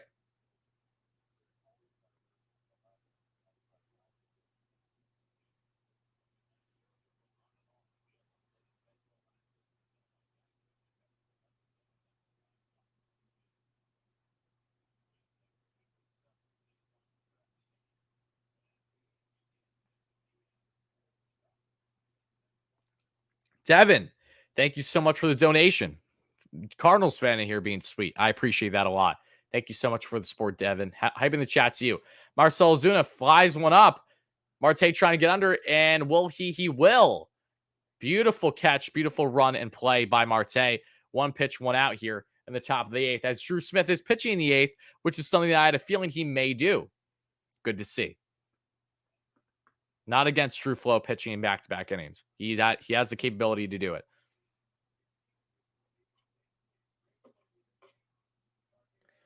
Cookie Carrasco's pitching game 2 for the Mets. So hopefully he has a bounce back outing from by far his worst performance of the season 5 days ago against the Cardinals.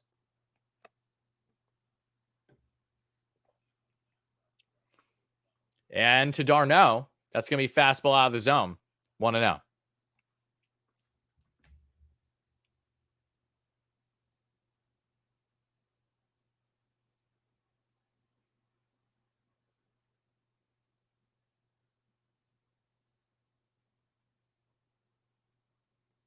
And the 1-0. And that's a fastball that misses just out of the zone. 96 heater. 2-0. Now hitters count of Travis d'Arnaud, who again has done a fantastic job against the New York Mets since leaving Queens. But he is 0 for 3 today to this point. 24th pitch by Drew Flow. And that's going to be off-speed pitch that misses away. Oh my, wait, no, that's a called strike? Holy shit, this ump is horrendous. My God, he really called that a called strike. What are you doing, bro?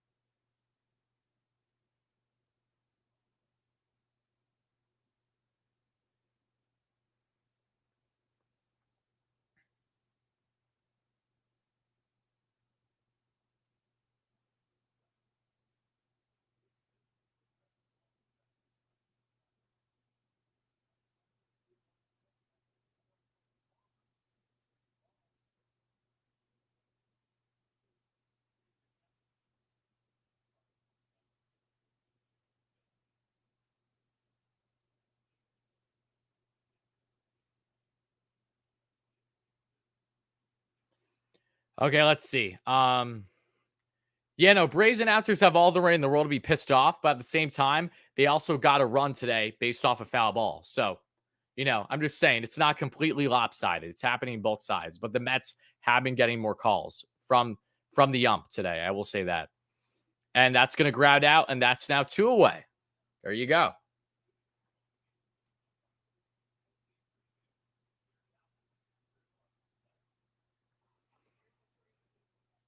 I miss Spies. Yeah, no, I love Hobby. Wishing him the best in Detroit.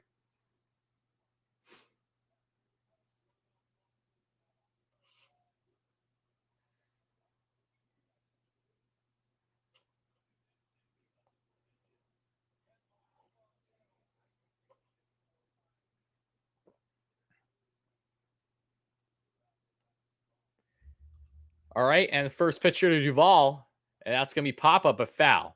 0-1 on the count. Yeah, no, he'll get the bat speed going. It's the fact that Marte has struggled with the bat the way he has, and yet has still been as effective as he has, is all you need to know. It tells you that, once he's at hitting his peak this season, that'll be fantastic.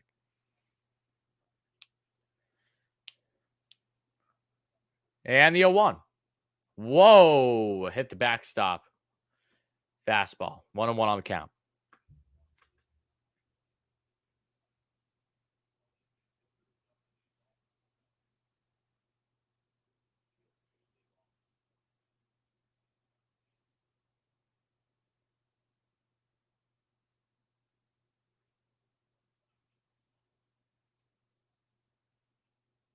Hacked away foul by Duvall. And it's 1-2. Braves down their final strike of the 8th inning.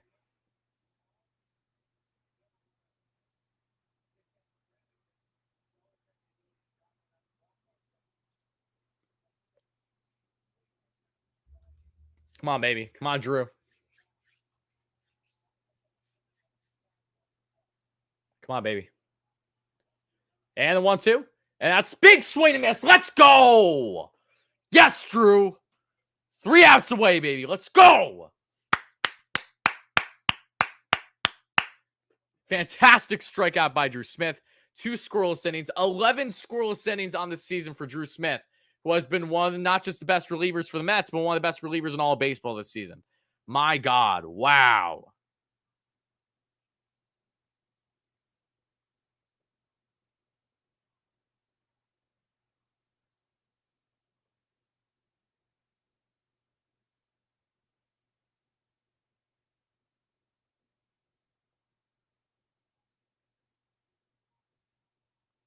Nasty.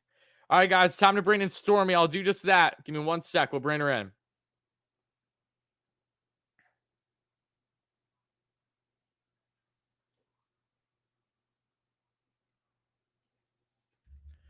I'm going to go get her. Give me 1 sec, folks.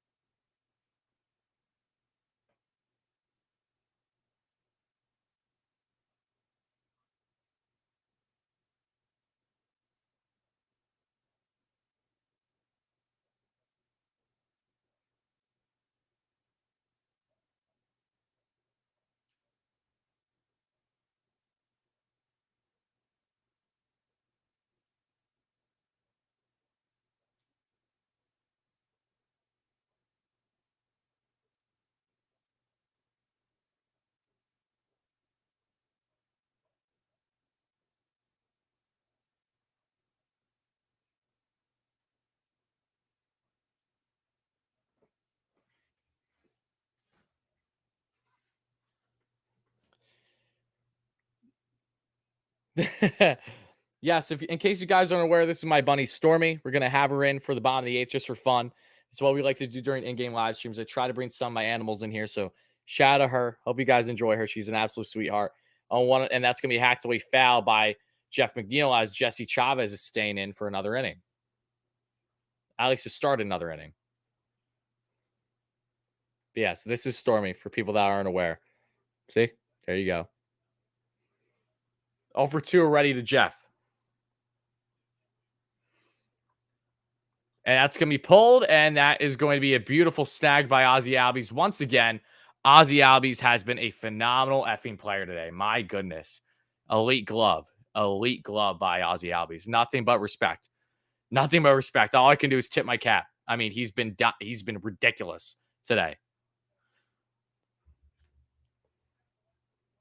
What happened to Gigi? Nothing happened with her. I just don't have her in here because I bring Gigi in as a rally rabbit usually when the Mets are losing. I like to keep that motto with her, and not so much when the Mets are winning. That's what I want Stormy in her for. Keep them like separate.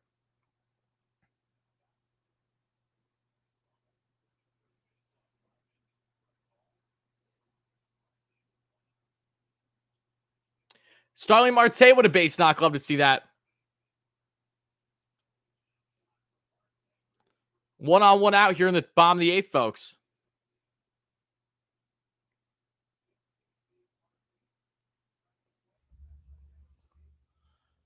One on, one out. And yeah, this is Stormy again, folks. She's like 5 months old, I want to say. 5 to 6 months old now. She's an absolute beauty.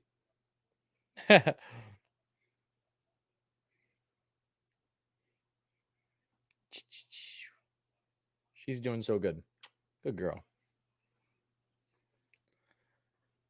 Okay, here's Luis Gourmet. I'm only streaming this game, correct, but I'll be doing post-game show after the second game, so we can talk about them both. Trying to focus. There we go. Stormy's just watching with me. Look, I could probably hold this here. She'll just stay here. 1-on-1 out here in the bottom of the 8th, folks. Your favorite broadcasters would never be doing this nonsense. So there's that.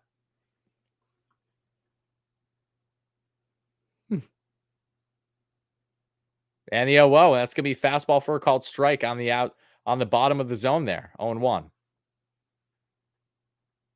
Yeah, we might see Adonis Medina at some point tonight. I don't think we're going to see. We're definitely not seeing him in game 1, but maybe game 2, depending on how it goes. That's going to be fastball away, and it's 1-1 on the count, even to Gourmet.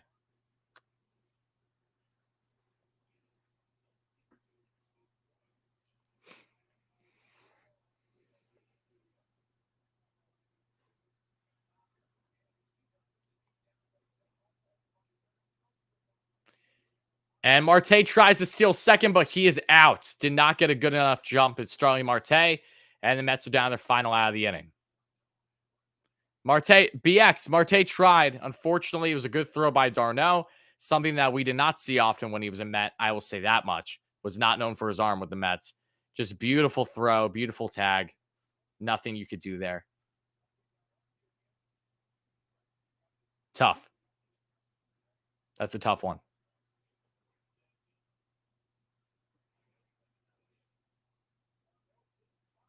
That wasn't a bad run by Marte either. That was just a dime. I mean, it is crazy that Marte has more caught stolen. Marte was only caught stealing 4 times last season, guys. He stole 47 bags. So again, things obviously can change, and he just needs to be aware. And I don't blame him for every time he's been caught. Some of them might happen, not all of them. Gourmet grounds out, folks, and the Mets are going to try to secure the victory here in the top of the 9th. That's going to do it with Stormy, so I'm going to put her away. I hope you guys enjoyed seeing her. So shout out to her. Look at her, the cutie that she is. Going to put her away now. Cue the trumpets. Edwin Sugar Diaz trying to get the save. Let's see what happens, folks. Be right back.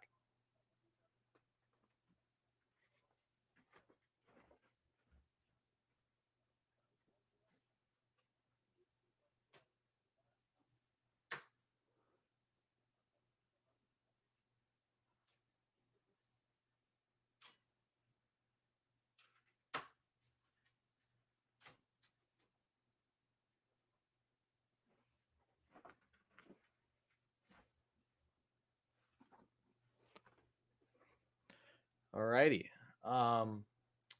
What's up, Cristiano? Love the name.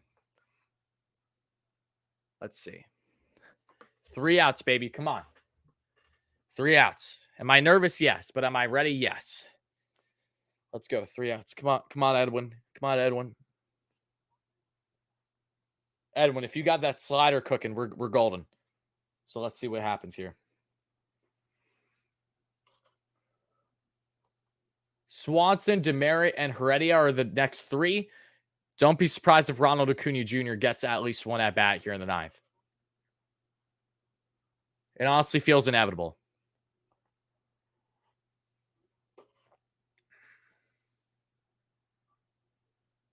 Yep, I'm actually feeling pretty confident. Acuna is going to get 1 at bat in the bottom of the 9th. I feel very confident in that. Because Demerit is batting second, and he's playing right field today. And then Heredia is in left field and in the hole. So it's going to be tough. Pick a number 1 to 10, 6.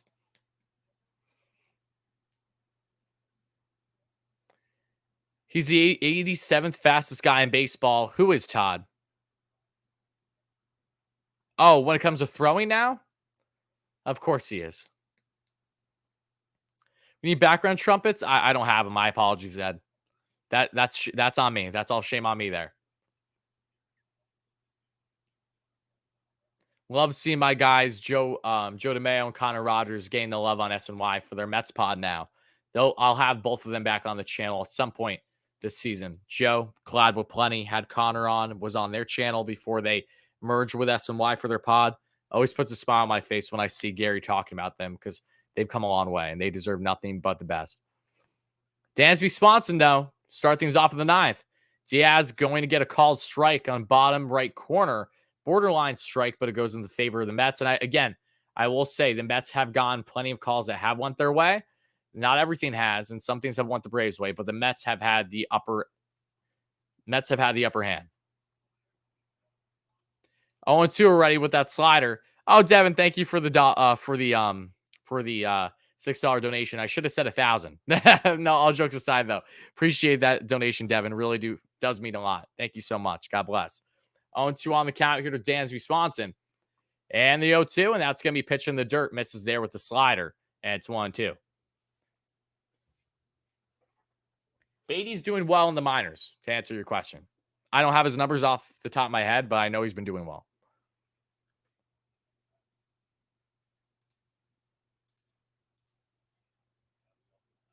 And guys, we are 60 likes away from 200. Help us get to 200 by the end of the in-game live stream. Would really be appreciated, folks.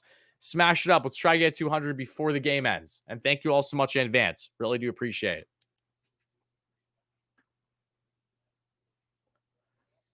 1-2 here to Dansby still.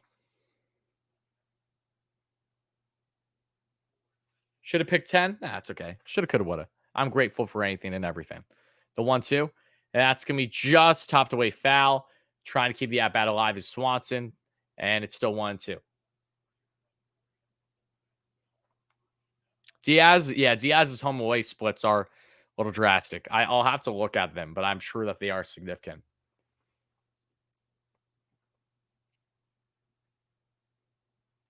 Yeah, Daniel, I know. Yeah, it happens, though. Swing and miss, one away. One away. Mets are 2 outs away, folks. 2 outs away.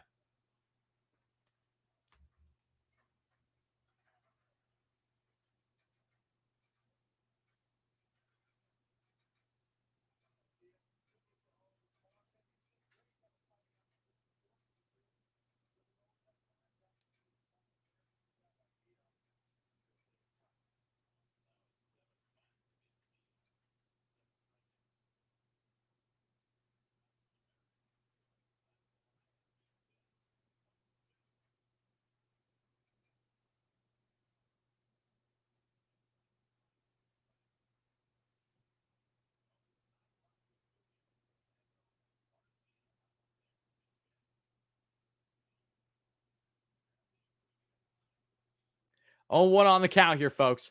Okay, I was wrong. Acuna is not going to be used as a pinch hitter here in the bottom of the ninth. I thought he would have been. That is not the case. And it's quickly 0-2 on the count here to Demerit.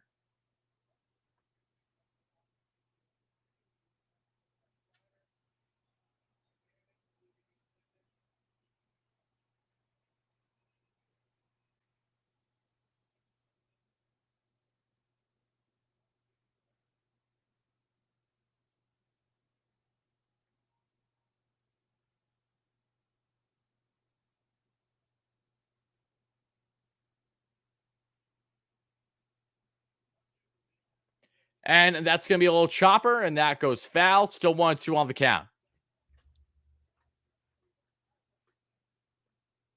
That was quite the sacrifice swing there by Demerit. You know, he just got enough of that. That was so in on the hands.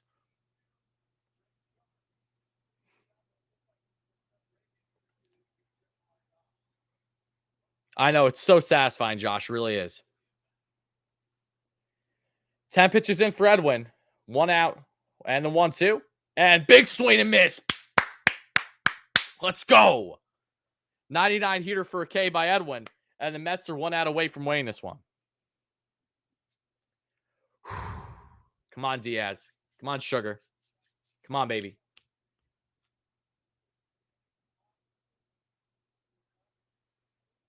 Come on, Edwin.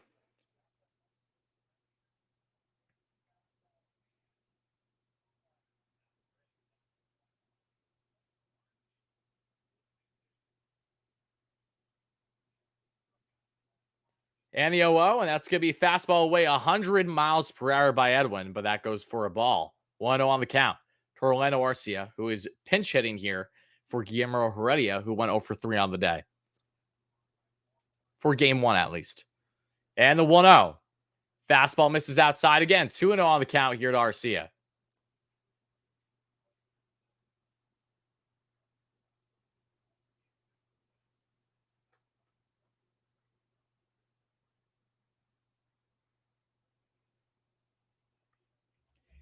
And the 2-0. And that's ripped by Arcia, and the Braves have themselves the tying run on base. 2-out single for the Braves pinch hitter. And we are back to the top of the order for Ozzy Albies. Shit. Not good.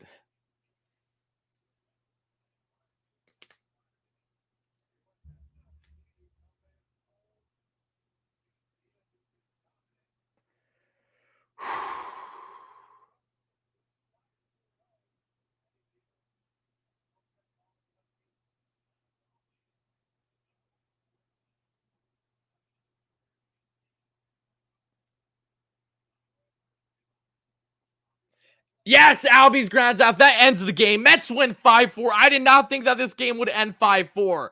Wow, what a W. Let's go, baby. Huge Mets victory. Hype in the chat. Let's get some W's in the chat. Smash that like and subscribe button.